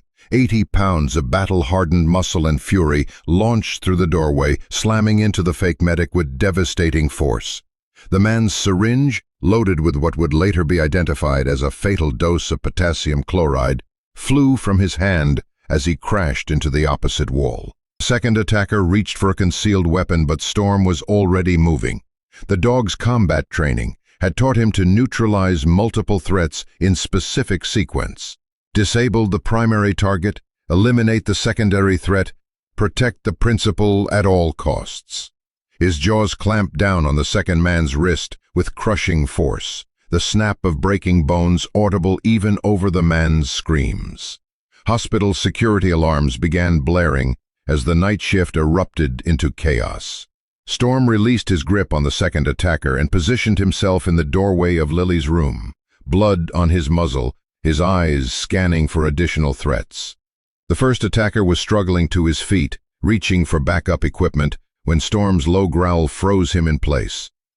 "Don't move." Jack's voice cut through the chaos as he appeared at the end of the corridor, having run from the elevator the moment he heard the commotion. Behind him came Sheriff Rodriguez and Agent Mitchell, all three armed and ready for war. The fake medics were professionals, but they weren't prepared for the tactical precision of a military working dog defending his charge. Storm had disabled both attackers without killing them, leaving them alive for interrogation while ensuring they posed no further threat to Lily. It was textbook protection work executed with lethal efficiency. "Storm's bleeding." Lily's frightened voice came from inside the room as she woke to find her guardian injured. During the brief but violent encounter, one of the attackers had managed to slash Storm's shoulder with a concealed blade. The wound wasn't life-threatening, but blood matted the dog's fur and dripped onto the hospital floor. "Get the veterinarian," Dr. Martinez ordered as she arrived to assess the situation. But Storm refused to move from his protective position. Even wounded, even with blood loss affecting his strength, he would not abandon his post. Lily was still in danger, and nothing else mattered. Agent Mitchell examined the attacker's equipment while paramedics treated their injuries under heavy guard. Professional-grade weapons, military communication devices, and identification that would prove to be expertly forged. These weren't random criminals. They were assets of a sophisticated organization with resources and connections that reached the highest levels of government and military contracting. "They're Blackwater," she confirmed, her voice tight with controlled rage. "Corporate assassination team, probably former special forces. They came here to finish what Victoria started." The implications hit everyone simultaneously. If Blackwater Defense was willing to send assassins into a hospital to eliminate a 7-year-old child, then the evidence Michael had gathered posed an existential threat to their organization. They would stop at nothing to bury their secrets, regardless of who got killed in the process. "This is war," Rodriguez said quietly, watching Storm finally allow the veterinarian to examine his wound while maintaining visual contact with Lily. "They're not going to stop until she's dead or their entire organization is exposed." Storm's injury required stitches, but the dog's protective instincts overrode his pain. He allowed treatment only when positioned so he could still see Lily, still respond to any threat to her safety. The attack had proven what Jack had suspected all along. Storm wasn't just a retired military dog. He was an active guardian, a warrior whose mission parameters had never changed: protect Michael's family at any cost. As federal agents flooded the hospital and security protocols locked down the entire facility, Storm settled back into his vigil beside Lily's bed. The wound in his shoulder throbbed with each heartbeat, but his resolve had only strengthened. They had come for his charge once. They would come again. And when they did, he would be ready. The war Michael Chen had started with his investigation was no longer being fought in the shadows. It had come into the light, and Storm would see it through to the end, just as he'd been trained to do: protect the mission, protect the family, protect the truth, no matter what it cost. The battle lines were drawn, and a scarred German shepherd stood ready to defend everything his fallen partner had died to protect. The concrete walls of the underground facility had become Michael Chen's world for 3 years, 2 months, and 17 days. He kept precise count, because counting was sanity, counting was resistance, counting was proof that Captain Michael Chen of the United States Army still existed despite everything Blackwater Defense had done to break him. The cell was designed with psychological precision, 8 feet by 10 feet. No windows, fluorescent lighting that never dimmed, creating a timeless void where day and night lost all meaning. The only furniture was a metal cot, a stainless steel toilet, and a small table, where his captors occasionally left him photographs meant to destroy his will to live. Today's photograph showed a small grave marker with Lily's name etched in granite. The image was expertly fabricated, but Michael had learned to read the subtle tells of digital manipulation during his 3 years of captivity. The shadows were wrong. He'd failed both the beings he loved most in the world. Dr. Elizabeth Kane entered the cell with her usual clinical detachment, carrying her leather portfolio and the expression of someone discussing quarterly profit margins, rather than the systematic destruction of a human soul. She was Blackwater's chief interrogator, a former CIA psychologist who had perfected the art of breaking minds without leaving physical marks. "Good morning, Michael," she said, settling into the plastic chair across from his cot. "I trust you slept well?" Michael didn't respond. 3 years had taught him that engagement was weakness, that every word was ammunition for his tormentors. His silence was armor, his stoicism a weapon they couldn't take away. "We intercepted some interesting communications last night," Dr. Kane continued, opening her portfolio to reveal new photographs. These weren't fabricated. They showed Storm, scarred and wild, standing protectively beside a hospital bed where a small figure lay connected to medical equipment. "Your dog found your daughter. Remarkable, really. 3 years in the wilderness, and he still managed to track down the last member of your family." Michael's heart hammered against his ribs, but his expression remained neutral. Inside, hope and terror warred for dominance. Lily was alive. Storm was alive, but they were both in danger now, exposed and vulnerable because of the evidence Michael had hidden before his capture. "They're both going to die tonight," Dr. Kane said with casual cruelty. "Our assets are already in position. A tragic accident, perhaps, medical complications from severe hypothermia. Very sad, really, if only her father had been more cooperative. The photographs showed surgical precision in their documentation, Storm's protective positioning, Lily's fragile form in the hospital bed, the exact layout of the medical facility where they were being treated.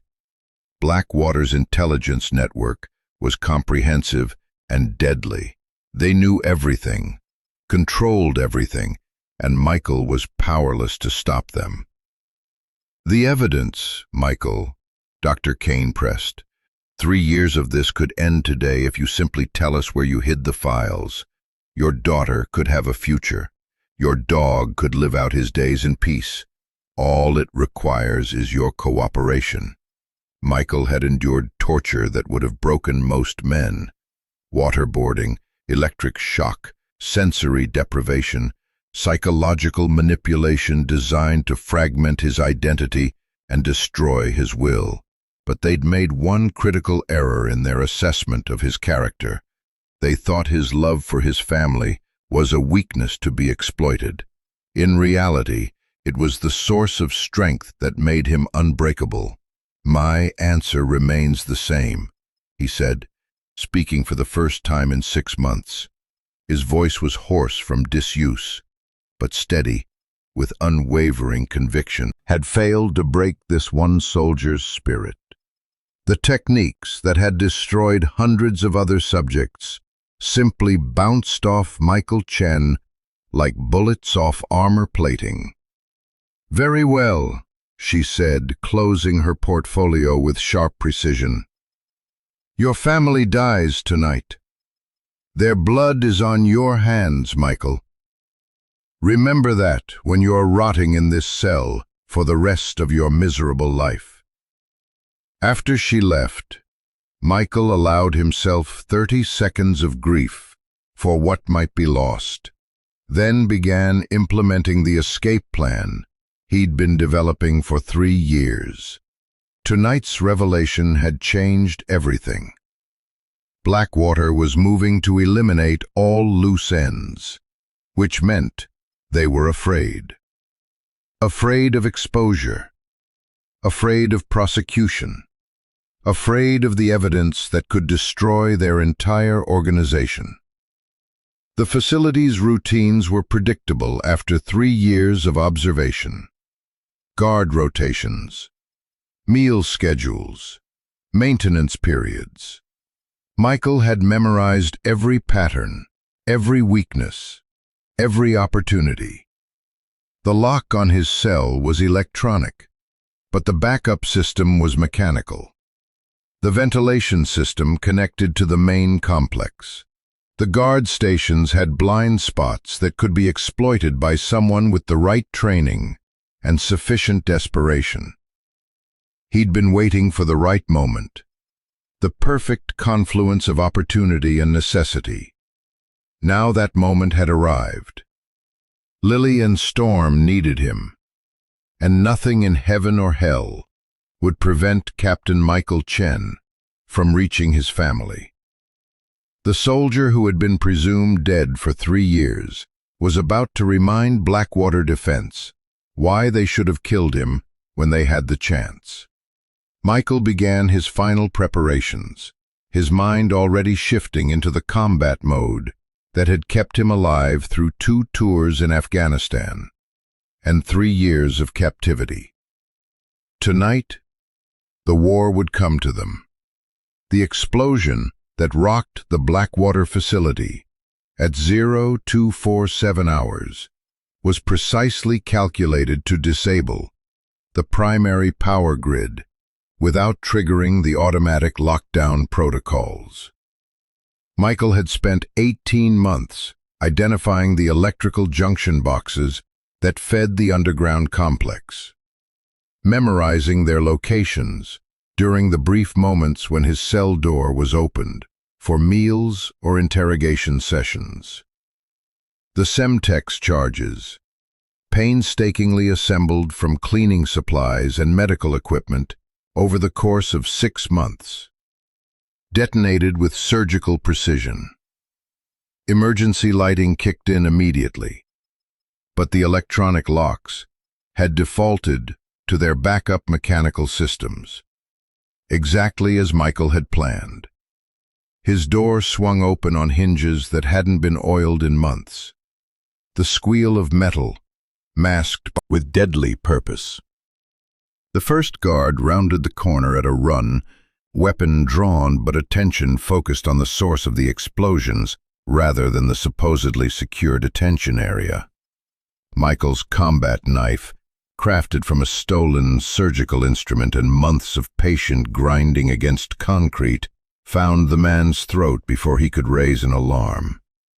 Military training had taught Michael to kill efficiently and silently, skills that served him well in the narrow corridors of his prison. "Phoenix is loose," came the crackling radio transmission from the guard station. "Repeat, Phoenix is loose. All units converge on detention level." Phoenix. Even in captivity, even presumed dead, Blackwater still used Michael's old Special Operations call sign. It was almost flattering, in a psychotic way. They remembered who he'd been before they tried to break him. The facility's layout had been memorized through 3 years of careful observation. Detention level to maintenance tunnels, to vehicle bay to freedom. Each stage of the escape required different skills, different tactics, different levels of acceptable risk. Michael moved through the complex like smoke, using shadows and blind spots to avoid the teams of guards converging on his former location. The maintenance tunnels were a maze of pipes and electrical conduits that connected every level of the facility. Michael had always suspected they would be his escape route. Too narrow for effective pursuit, too complex for casual navigation, and equipped with emergency exits that led directly to the surface.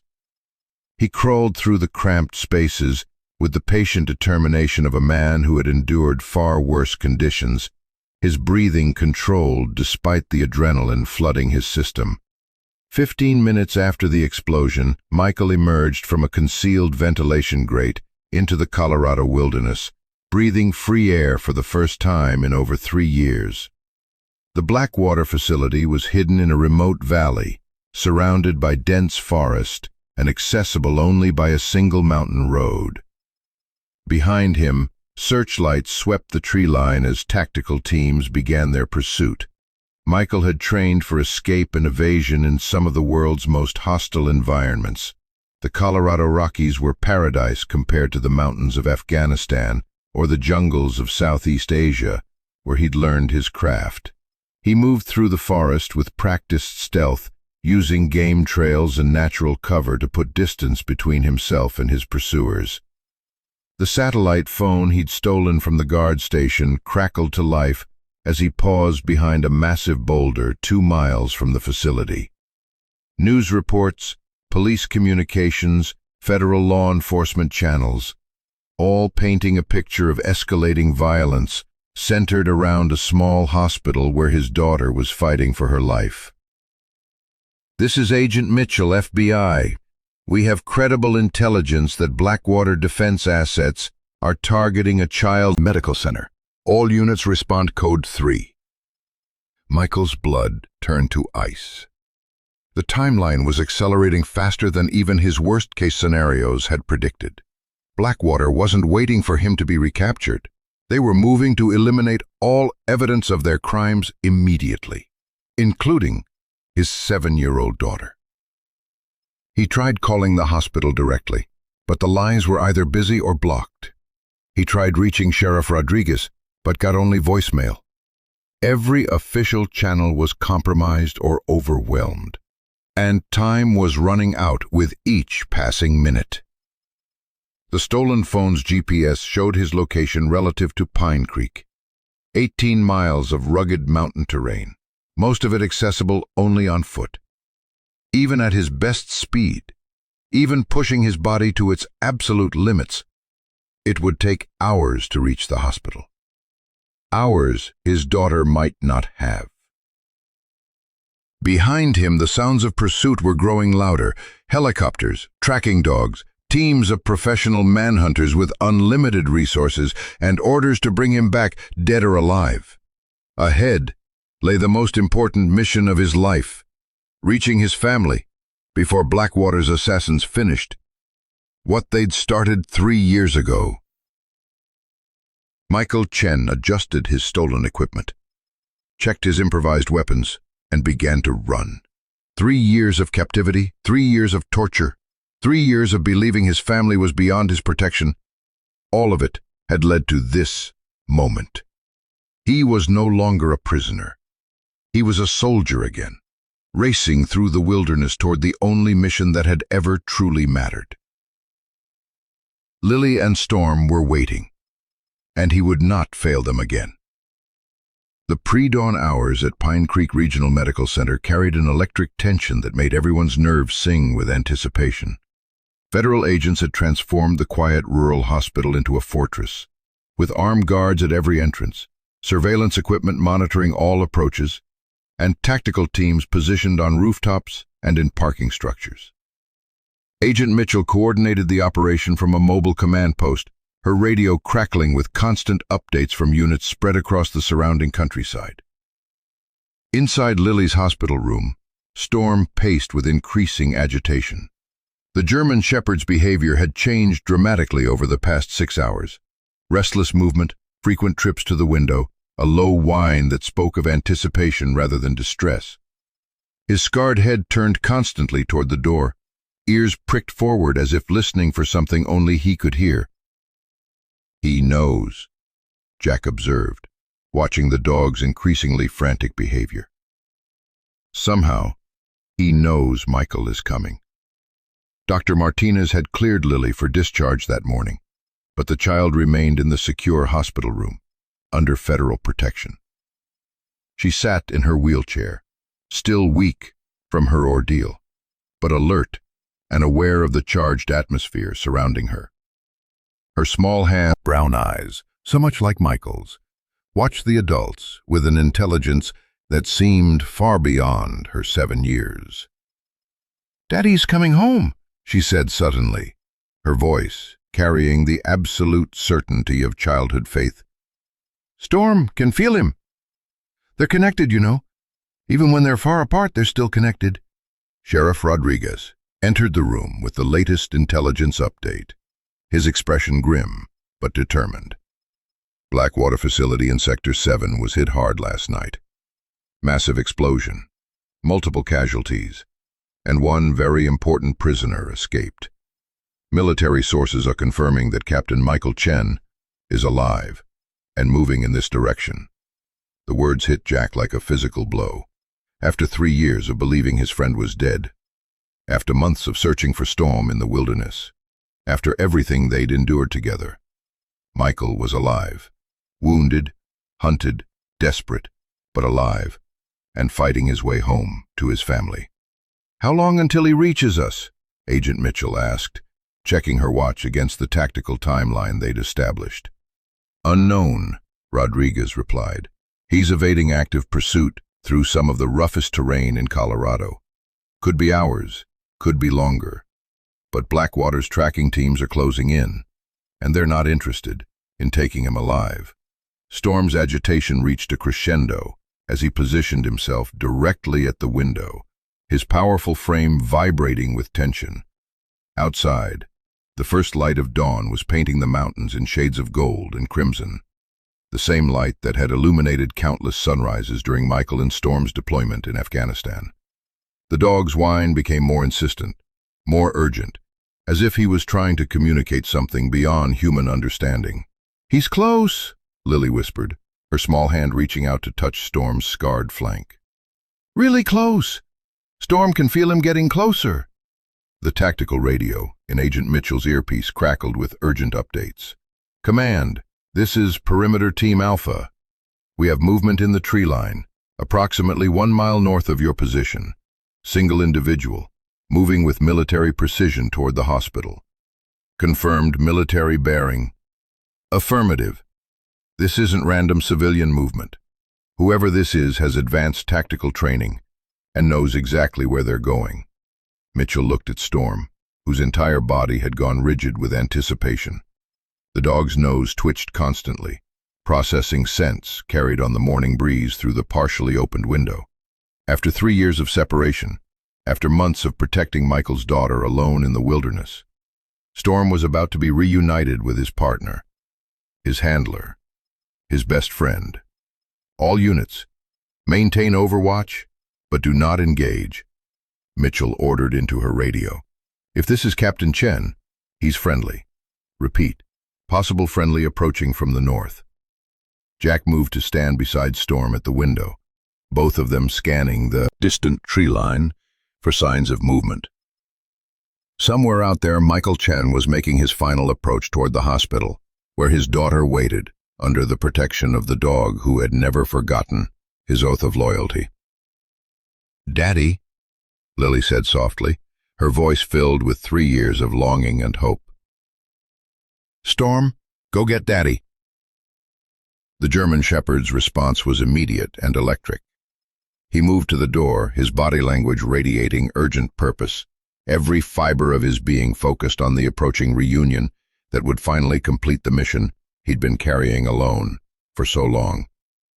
Outside, the Colorado sun climbed higher into the sky, illuminating a landscape where father, daughter, and faithful dog were about to be reunited after a separation that had tested every bond of love and loyalty.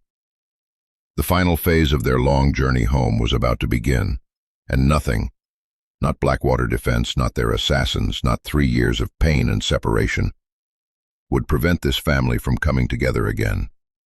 Storm's vigil was almost over. Michael's exile was about to end. And Lily's prayers were about to be answered in ways that would restore faith in the unbreakable bonds that unite families, forged in love and tempered by sacrifice. The reunion was minutes away, and the world held its breath. The hospital room door opened with the soft whisper of hydraulics, and Michael Chen stepped across the threshold like a man walking from death into life. 3 years of captivity had carved deep lines around his eyes and silvered his black hair at the temples. But his posture remained unmistakably military, straight-backed, alert, ready for whatever came next. His clothes were torn from his escape through the wilderness. Mud and blood stained his hands, but his eyes held the fierce light of a father who had moved heaven and earth to reach his child. "Daddy?" Lily's voice was barely a whisper, her small hands gripping the photograph that had sustained her through the darkest moments of her ordeal. For a heartbeat, she stared at him, as if he might be another cruel dream, another false hope in a world that had already taken so much from her. Then recognition blazed across her face like sunrise, and she launched herself from the hospital bed with a cry that seemed to contain 3 years of longing, fear, and desperate love. "Daddy! Daddy, you came back! You came back!" Michael caught her in arms that trembled with emotion, lifting her against his chest as tears streamed down his face. She was so small, so fragile, yet so perfectly alive and real in his embrace. Her arms wrapped around his neck with the fierce desperation of a child who had learned too young that the people you love can disappear without warning. "I'm here, baby girl," he whispered into her hair, his voice breaking with the weight of promises kept and prayers answered. "I'm here, and I'm never leaving you again, never ever again." But it was Storm's reaction that truly revealed the depth of his Nein-Scheitno. Bonds forged in combat and tested by separation. The German Shepherd approached slowly, his powerful frame shaking with emotion that went beyond simple canine joy. This was recognition at the level of souls, the reunion of partners who had shared everything: danger, trust, love, and loss. Storm dropped to his belly in front of Michael, a gesture of total submission that spoke of guilt, shame, and desperate need for forgiveness. His scarred head pressed against the floor, and sounds emerged from his throat that hospital staff had never heard from any animal. Keening whimpers that sounded almost human in their expression of complex emotion. "Oh, Storm," Michael breathed, setting Lily gently aside and kneeling beside his partner. My faithful friend. Look at me, boy. Look at me. Storm raised his head, and Michael saw tears, actual tears, streaming down the dog's face. In those dark eyes lay 3 years of solitary vigil, 3 years of protecting what Michael treasured most, 3 years of carrying guilt for failing to prevent his handler's capture. You didn't fail me, Michael said firmly, his hands finding the familiar places behind Storm's ears that had always calmed the dog during their deployment. You saved her. You saved Lily when I couldn't. You kept her alive, kept her safe, brought her home. You are the best partner, the best friend, the most loyal soul I've ever known. Storm's response was to press his massive head against Michael's chest, his body shaking with relief so profound it seemed to come from his very bones. The guilt he'd carried, the shame of not being there when the ambush came, the desperate fear that he'd failed his most sacred duty, all of it dissolved in the warmth of Michael's forgiveness and recognition. We're a team, Michael continued, his voice steady with absolute conviction. We always were. We always will be. The 3 of us, you, me, and Lily. Nothing breaks that bond. Nothing. Lily knelt beside them both, her small arms encircling as much of Michael and Storm as she could reach. I told Storm about you every day, she said, her voice muffled against her father's shoulder. I told him how brave you were, how much you loved us, how you would never stop fighting to come home. And he told me stories too, without words. He showed me how to be brave, like you taught him. The reunion was more than emotional. It was transformative. As the 3 of them held each other in the quiet hospital room, something fundamental shifted in the universe. Michael was no longer the broken prisoner who had endured 3 years of torture. Storm was no longer the traumatized survivor haunting the wilderness. Lily was no longer the abandoned child fighting to stay alive in a hostile world. They were a family again. Complete, unified, and unbreakable. With military resolve. Now we finish what we started, he said. Blackwater Defense has taken 3 years of our lives, tried to destroy our family, and hurt innocent people to protect their crimes. But they made one critical mistake. What's that? Lily asked. Michael looked at Storm, whose dark eyes now blazed with renewed purpose, then back at his daughter. They left us alive. And they left us together. The 3 of us. We're not just a family. We're a tactical unit with a mission to complete. Storm rose to his feet, his body language shifting from emotional submission to professional readiness. The reunion had healed old wounds and rekindled old partnerships. Now it was time to remind Blackwater Defense why they should have killed Captain Michael Chen when they had the chance. Are we going to fight the bad guys? Lily asked, not with fear, but with the fierce determination of a child who had inherited her father's courage and learned survival from the world's most loyal dog. We're going to end this, Michael replied, once and for all, together. The Chen family was whole again, and their enemies were about to discover what happened when you threatened everything a soldier held sacred.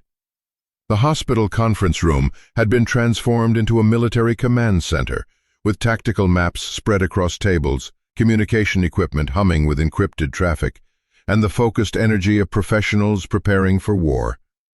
Michael stood at the head of the table, his bearing unmistakably that of a special operations officer briefing his team, despite his torn clothes and the exhaustion that lined his face. Blackwater Defense operates like a hydra, he began, his voice carrying the authority of 3 years spent studying his captors from the inside. Multiple operational cells, compartmentalized command structure, and backup plans for every contingency. They've spent those 3 years consolidating power, eliminating witnesses, and preparing for exactly this scenario. Agent Mitchell leaned forward, her notebook filled with details that painted a picture of corruption reaching the highest levels of government and military contracting. What are their primary objectives now that you've escaped? Eliminate all evidence of their crimes, Michael replied without hesitation. That means killing me, killing Lily, destroying the documentation I've hidden, and creating a narrative that discredits everything we've discovered. They have the resources to make all of us disappear and write the history books to suit their version of events. Sheriff Rodriguez studied the tactical maps, his small-town law enforcement experience suddenly feeling inadequate against an enemy with unlimited resources and international reach. How many assets are we talking about? Conservative estimate? 50 to 75 active operators in this region alone, Michael said grimly. Former special forces, CIA contractors, mercenaries with combat experience in multiple theaters. They're armed with military-grade equipment and have no rules of engagement beyond completing their mission. Storm lay at Michael's feet, but his positioning wasn't restful. It was tactical. The dog's eyes constantly swept the room, monitoring entrances and exits, assessing threat levels with the professional attention of a military working dog back on active duty. His presence added another dimension to their defensive capabilities. "What about Storm's role in this?" Jack asked, understanding from his own military experience that the German Shepherd represented more than emotional support. Michael reached down to scratch behind Storm's ears, the gesture automatic and full of trust built over years of partnership. "Storm is a force multiplier," he explained. "Early warning system, tactical asset, and psychological warfare, all in one. Blackwater's operators are trained to fight humans, not military working dogs, with his level of training and motivation. He gives us advantages they won't expect." The tactical assessment revealed their strengths and weaknesses with brutal honesty. They had superior knowledge of the terrain, highly motivated personnel, federal law enforcement support, and the element of surprise in Storm's capabilities.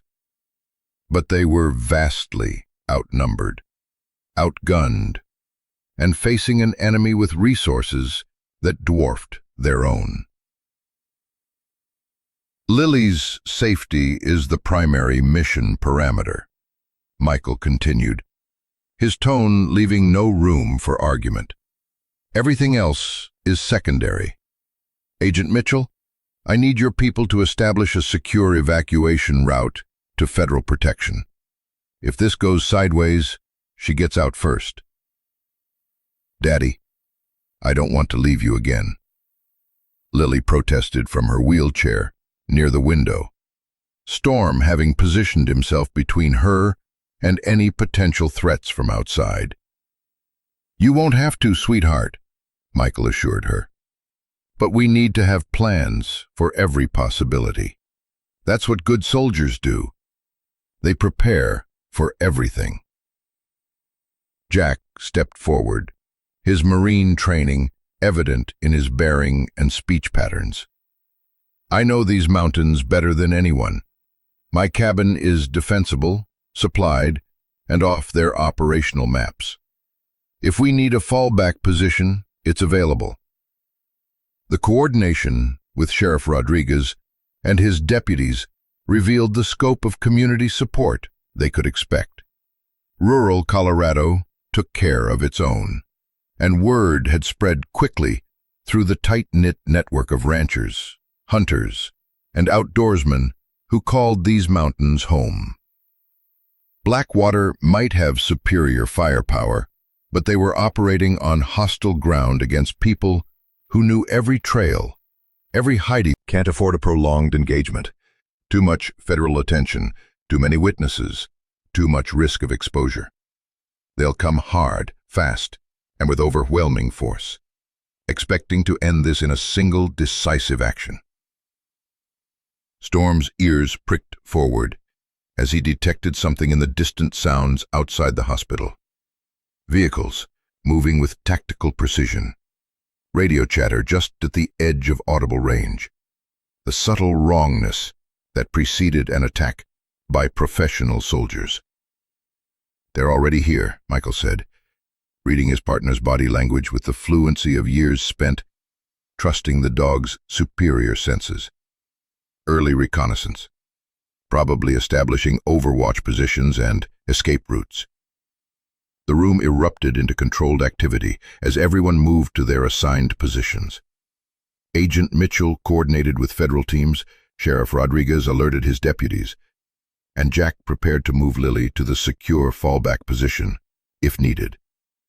But Michael remained calm at the center of the storm, his hand resting on Storm's head as they both focused on the mission ahead. 3 years of separation, 3 years of torture and survival, 3 years of preparing for this moment. The final battle was about to begin, and the Chen family was ready to end this war once and for all. Evening settled over Pine Creek Regional Medical Center like a soft blanket, the golden light of sunset filtering through the hospital windows and casting long shadows across the corridors. In the secure wing, where the Chen family had been reunited, a different kind of peace had descended. Not the peace of safety, but the profound calm that comes before decisive action. Michael sat in the chair beside Lily's bed, a children's book open in his hands, his voice soft and steady as he read the familiar words of "Good night, Moon." It was the same book he'd read to her every night before his deployment, the same ritual that had bridged the gap between father and daughter across thousands of miles and countless dangerous missions. Now, after 3 years of separation, the simple act of reading to his child felt like the most precious gift in the world. In the great green room, there was a telephone and a red balloon and a picture of the cow jumping over the moon. Michael read, his voice carrying the warm timbre that Lily remembered from her earliest memories. She lay against his shoulder, her small body finally relaxed, for the first time in days, her breathing deep and peaceful. Storm had positioned himself at the door, his massive frame creating a living barrier between his family and the outside world. But for the first time since Michael's return, the dog's posture wasn't purely tactical. There was contentment in his stance, the satisfaction of a guardian whose primary mission was finally complete. His pack was whole, his family reunited, and his purpose restored. "Daddy," Lily whispered, as Michael closed the book, "tell me about Mommy. Little when she went to heaven." Michael's breath caught in his throat. Sarah Chen had been the love of his life, the anchor that kept him grounded through the chaos of military service, the woman whose memory had sustained him through the darkest moments of captivity. Talking about her with Lily was both healing and heartbreaking. But it was also necessary. "Your mommy was the bravest person I ever knew," he began, his voice soft with memory and love. "She wasn't a soldier like me, but she had the kind of courage that comes from the heart. When she got sick, when the doctors told us there wasn't much time left, she made me promise to take care of you, to make sure you always knew how much she loved you." "Did she know about Storm?" Lily asked, her hand reaching out to touch the dog's head as he shifted position to be closer to them. Michael smiled, remembering Sarah's initial skepticism about bringing a military working dog into their family home. She was worried at first. Storm was this big, scary-looking dog with all these medals and commendations. But the first time she saw him with you were only 3, and you fell asleep against his side while he was on guard duty. She knew he was family. Storm's ears twitched at the mention of Sarah's name, and his dark eyes showed the same grief that touched Michael's voice. The dog had loved Sarah too, had mourned her passing in his own way, and had transferred that protective devotion to Lily with absolute dedication. She made me promise something else too, Michael continued, his voice thick with emotion. She made me promise that no matter what happened, no matter how dangerous things got, we would always be a family. You, me, and Storm. She said families like ours don't break. They just get stronger when they face hard things together. Lily's small hand found Michael's, her fingers intertwining with his in a gesture that seemed to encompass all the love and trust and hope that had sustained them through their separation. Are we strong enough now, Daddy? Strong enough to beat the bad guys? Michael looked at his daughter, so small, so brave, so absolutely certain that good would triumph over evil, because her daddy and Storm were there to protect her. Then he looked at Storm, whose loyalty had never wavered despite 3 years of trauma and isolation. Finally, he thought about Sarah, whose love continued to guide and strengthen them even from beyond the equipment and the gentle breathing of his sleeping daughter. Michael Chen felt something he hadn't experienced in 3 years. Absolute peace. His family was together, his mission was clear, and his resolve was unshakable. Storm stretched out beside the bed, his scarred head resting on his paws, but his ears still alert for any sign of danger. The dog's vigil would continue through the night, just as it had for 3 years in the wilderness, just as it would for the rest of his life. Tomorrow would bring violence, confrontation, and the final reckoning with enemies who had stolen 3 years from their lives. But tonight belonged to them, father, daughter, and faithful guardian, united in bonds that no amount of torture, separation, or threat could ever break. The calm before the storm was precious precisely because it would be brief. And when morning came, the Chen family would face whatever challenges awaited them with the unshakable strength that comes from love tested by fire and proven unbreakable. The attack came at 3:47 hours, swift, precise, and designed to hit multiple targets at once. Storm's head lifted from his post beside Lily's bed, ears rotating like radar. In the still mountain air, he sensed vehicles moving without headlights, faint radio chatter, the metallic scent of weapons. A low growl woke Michael instantly. 3 years of combat partnership made Storm's warning as clear as any spoken alarm. Michael's hand closed on the pistol Agent Mitchell had issued him. "How many?" he whispered. Storm stepped between Lily and the window, hackles rising. The threat was converging from all directions. No escape routes, no safe flank. The first explosion tore open the hospital's main entrance. Alarms screamed as armed men in tactical gear poured inside, former Special Forces operators, their movements lethal and coordinated. Agent Mitchell's voice cut through the secure channel. "All units, we are under attack. Multiple breaches, heavy weapons. Evacuate immediately." Sheriff Rodriguez broke in. "The station's under attack too. Military equipment, comms center compromised." 20 miles away, gunfire erupted at Jack Morrison's cabin. The former Marine had fortified it into a fortress, but he was under siege. "They're hitting every witness, every piece of evidence," Michael said grimly. "This isn't just about killing us, it's erasing the investigation." Lily woke to the echo of gunfire, wide-eyed but steady. "Daddy, are the bad guys here?" "Yes, sweetheart," Michael said, voice calm. "Storm and I will keep you safe." Federal agents moved with military precision, lifting Lily into a reinforced wheelchair, forming a protective wedge. Storm took point, his scarred frame radiating readiness.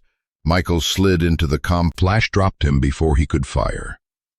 Another tried the stairwell. Storm hit him before the trigger moved. "Moving to secondary position," Michael radioed, as they advanced through the hospital. Reports confirmed it. This wasn't a raid. Blackwater had deployed an entire tactical company, with enough firepower to level half the county. Storm's senses kept them alive. He detected ambushes, smelled hidden operatives, guided them through the maze toward the rear exit where federal vehicles waited. "Almost there," Michael called. "Stay tight, trust Storm."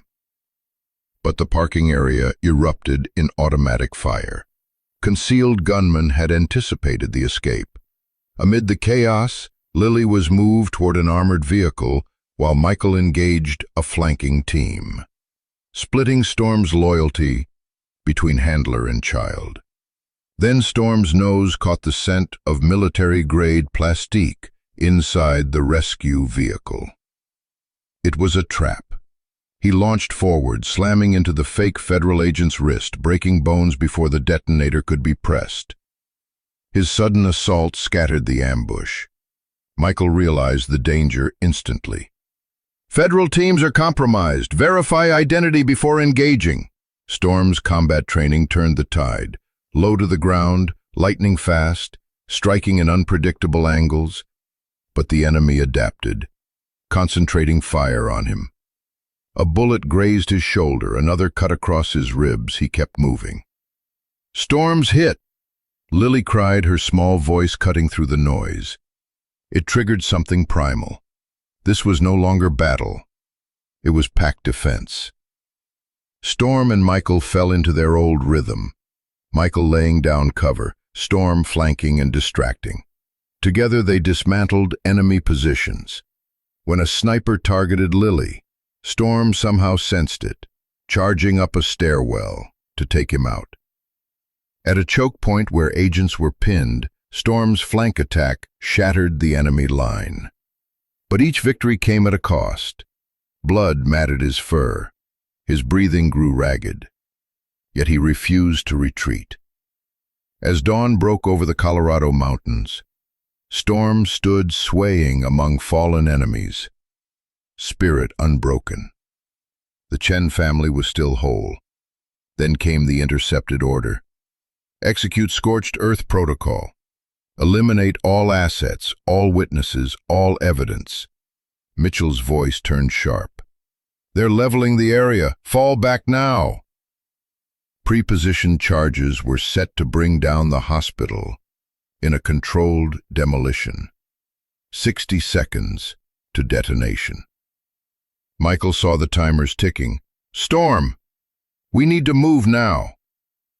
But Storm had already located the primary charge near the main support structure. He looked at Michael, at Lily, at the panicked hospital staff, and ran toward it. "Storm, no!" Michael shouted. The explosion tore the darkness apart.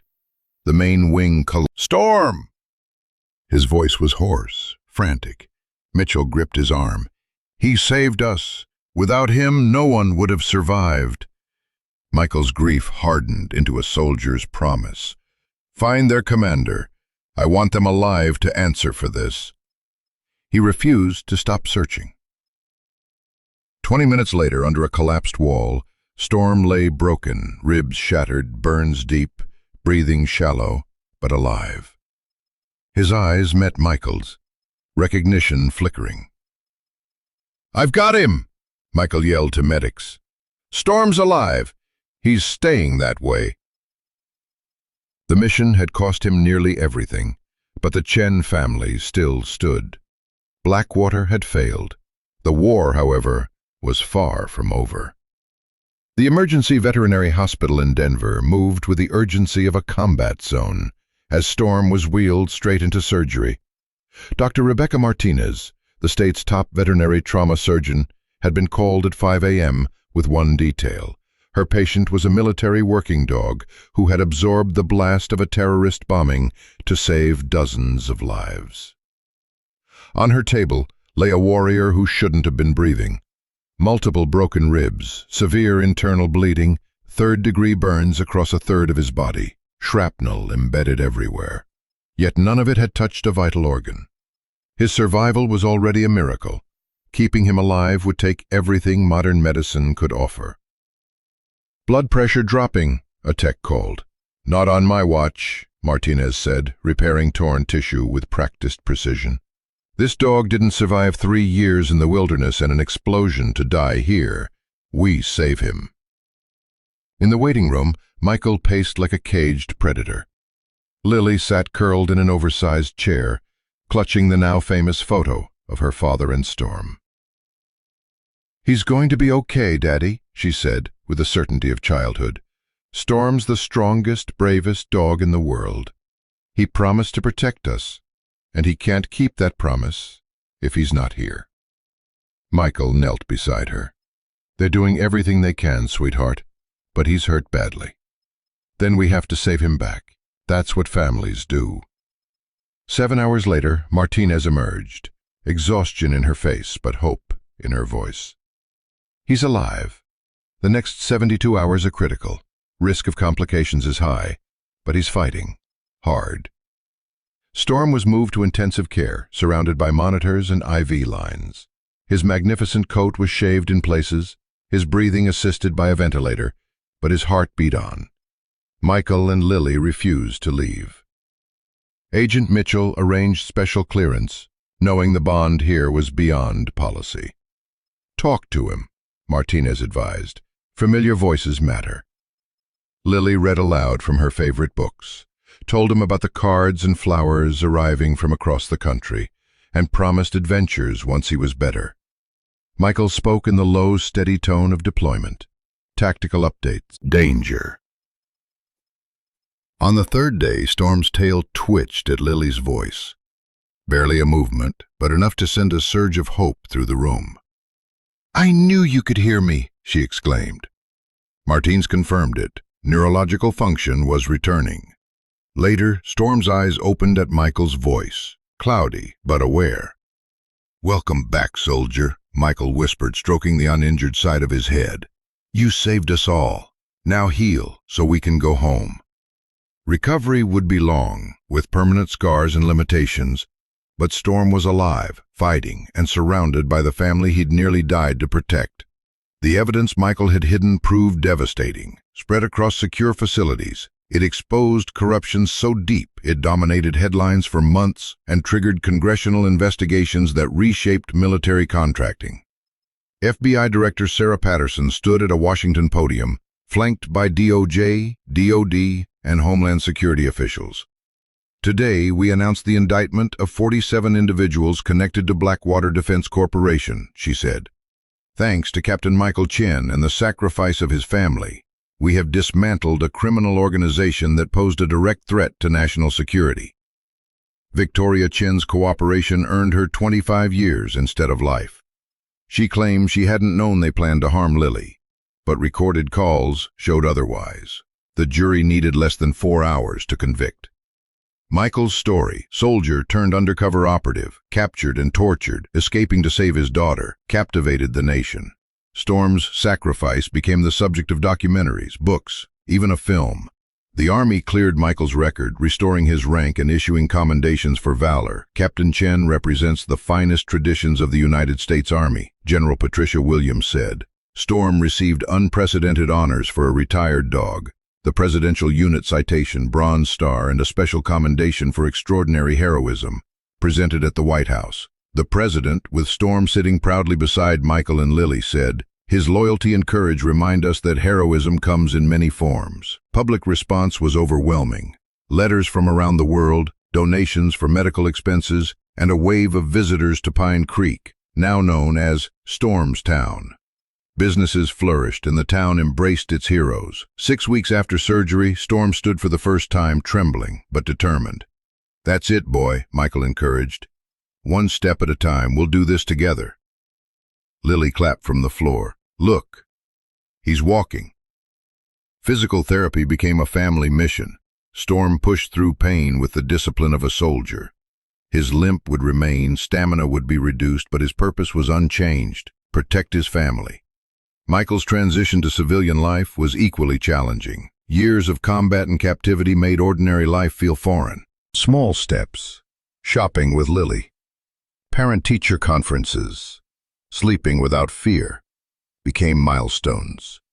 Jack Morrison sold his mountain cabin and moved to Pine Creek, just 3 blocks from the Chens, becoming an uncle to Lily and a trusted sounding board for Michael.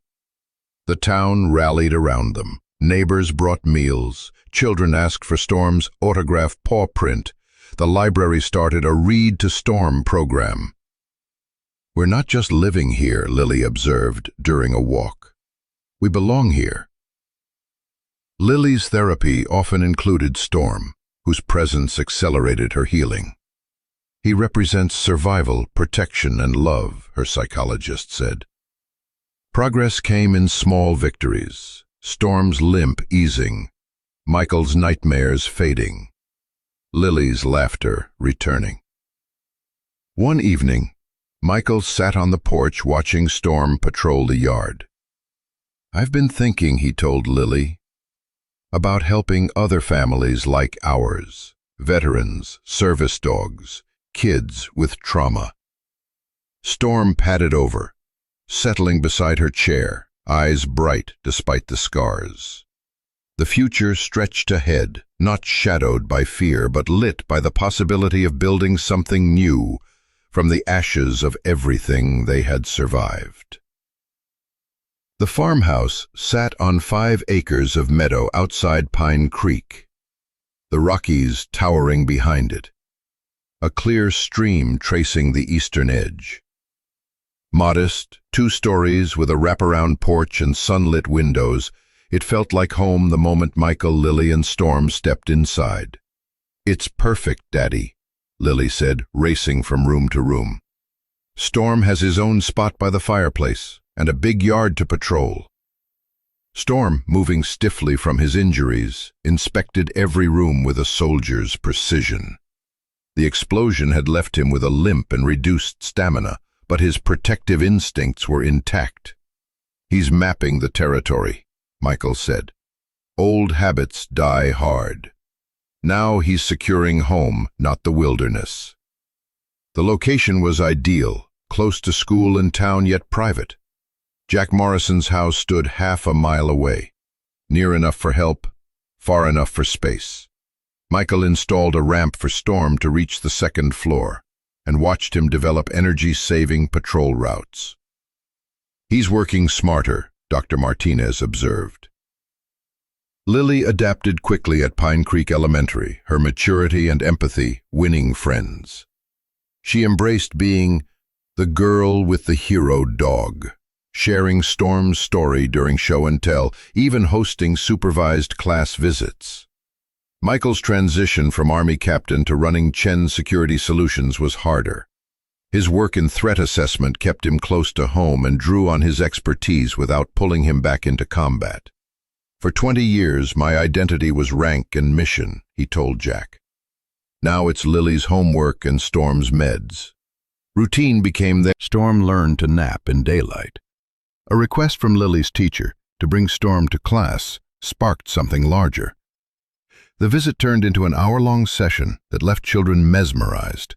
Soon, schools, veterans groups, and civic organizations invited them to speak. Michael shared how military working dogs trained and served.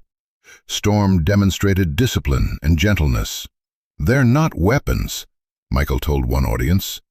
"They're partners, family, heroes." Storm never faltered. Injured but calm, he let children pet him and listened to veterans' stories without stress. Therapist Dr. Rebecca Santos asked if Storm could join their animal-assisted therapy program. He and Michael began visiting the medical center 3 times a week. Veterans with PTSD, children recovering from abuse, and accident survivors all found comfort in Storm's presence. "He's been through hell and still trusts," said one veteran. "If he can heal, maybe I can too." Media attention followed.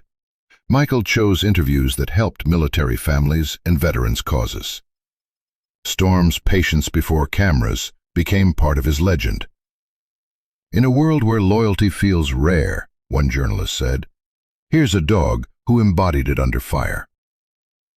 Lily beamed when strangers recognized Storm or asked for his paw print autograph. "He taught me being brave means doing the right thing even when you're scared," she told a local TV crew. The honors came: an American Kennel Club Award for heroism, parade invitations, a city council title, Ambassador of Courage and Loyalty. Yet the most meaningful thanks came from the people he helped heal. Despite fame, Storm's routine never changed. At sunset, he settled on the porch, scanning the horizon.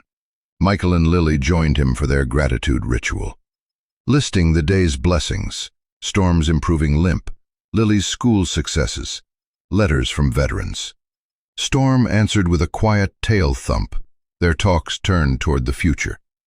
Lily dreamed of becoming a veterinarian specializing in service animals.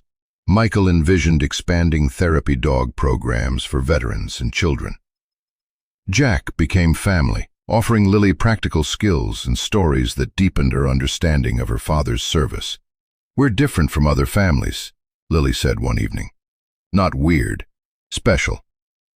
As stars lit the Colorado sky, they ended each day the same way, together, safe, and certain that from all they had endured, they'd built something worth protecting. Storm's eyes, soft and steady, seemed to say his mission was complete.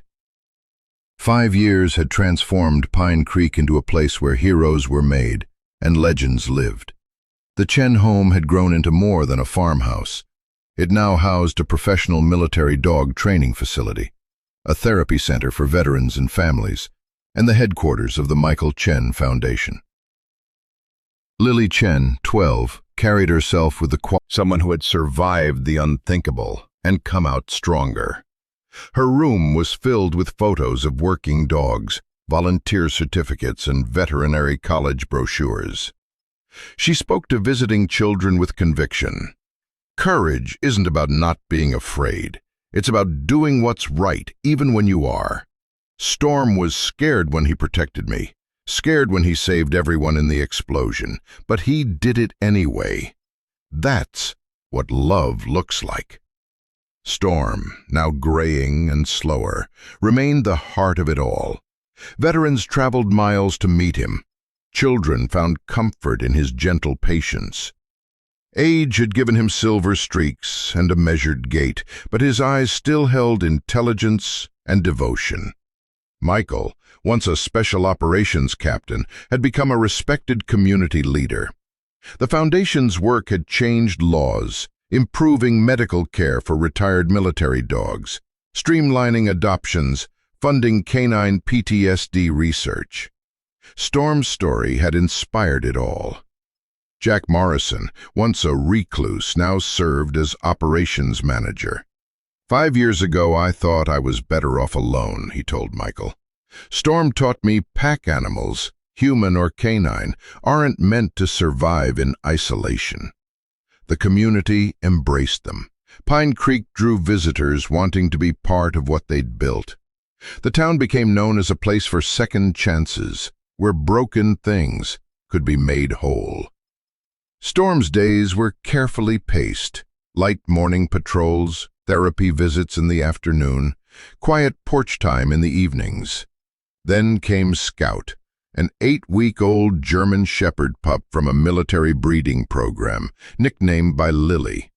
"Storm's going to be your teacher," Michael told him. Storm met the pup with the calm of a senior officer greeting a new recruit, tail wagging in approval. Their training program was different. Storm taught Scout not just commands, but loyalty, awareness, and judgment, when to act, when to wait. Lily, already skilled with dogs, joined the process, explaining to visitors, Storm teaches through relationship, not just rules. The Chen method gained national attention. Units requested training slots. The facility planned expansions. When dogs and handlers develop together, results are exponentially better, Michael told Congress. Scout excelled, showing tactical awareness early and passing assessments ahead of schedule. By a year old, he was ready for advanced special operations training. Storm seemed to approve, watching with quiet satisfaction. One perfect autumn evening, the mountains glowed gold and crimson under the setting sun. Storm moved slowly onto the porch, his once black muzzle now silvered, his posture still dignified. Michael sat in the rocking chair Jack had built, coffee in hand. Lily joined them, clutching a veterinary textbook. "Come here, old friend," Michael said. Storm rested his explosion, but they no longer hurt. They were part of the journey that had led here. "You saved everything I valued," Michael whispered, scratching behind Storm's ears. "Not just our lives, but our future. I don't know how to thank you for that." Storm nuzzled closer, utterly at peace. Lily stroked his flank. "I promise I'll always remember what you taught me about loyalty, courage, and never giving up. When I'm a vet, when I help other military dogs, I'll remember that love is the strongest force in the world." Scout's playful barking carried from the meadow where Jack worked with him, a sound full of promise. Michael felt the deep peace that comes from knowing some bonds outlast everything: war, loss, even time. "We did it," he told Storm. "We survived. We found each other. We built something beautiful. We won." Storm's tail thumped once in reply.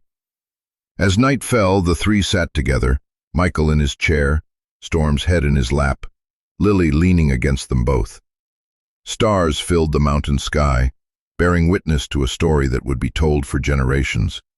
The warrior who never forgot, the protector who never failed, the friend whose love became a legacy. Storm's story reminds us of something we dog lovers have always known in our hearts. The bond between human and dog isn't just companionship. It's a sacred trust that can literally save lives. German Shepherds, with their unwavering loyalty and protective instincts, embody the very best of what these relationships can become when built on mutual respect and unconditional love. Every dog has the potential to be a hero in their own family's story. They don't need to absorb explosions or survive in the wilderness. They become heroes simply by loving us unconditionally, by greeting us with joy after the hardest days, by sensing our pain and offering their quiet presence as comfort. The connection between Michael, Lily, and Storm shows us that these bonds can heal trauma, restore hope, and create families stronger than anything life can test them with. If Storm's story touched your heart and you'd like to deepen the connection with your own loyal companion, you might find value in exploring some gentle training approaches that honor the intelligence and sensitivity that makes dogs like German Shepherds such remarkable partners. Sometimes the smallest steps toward better understanding can create the most beautiful transformations.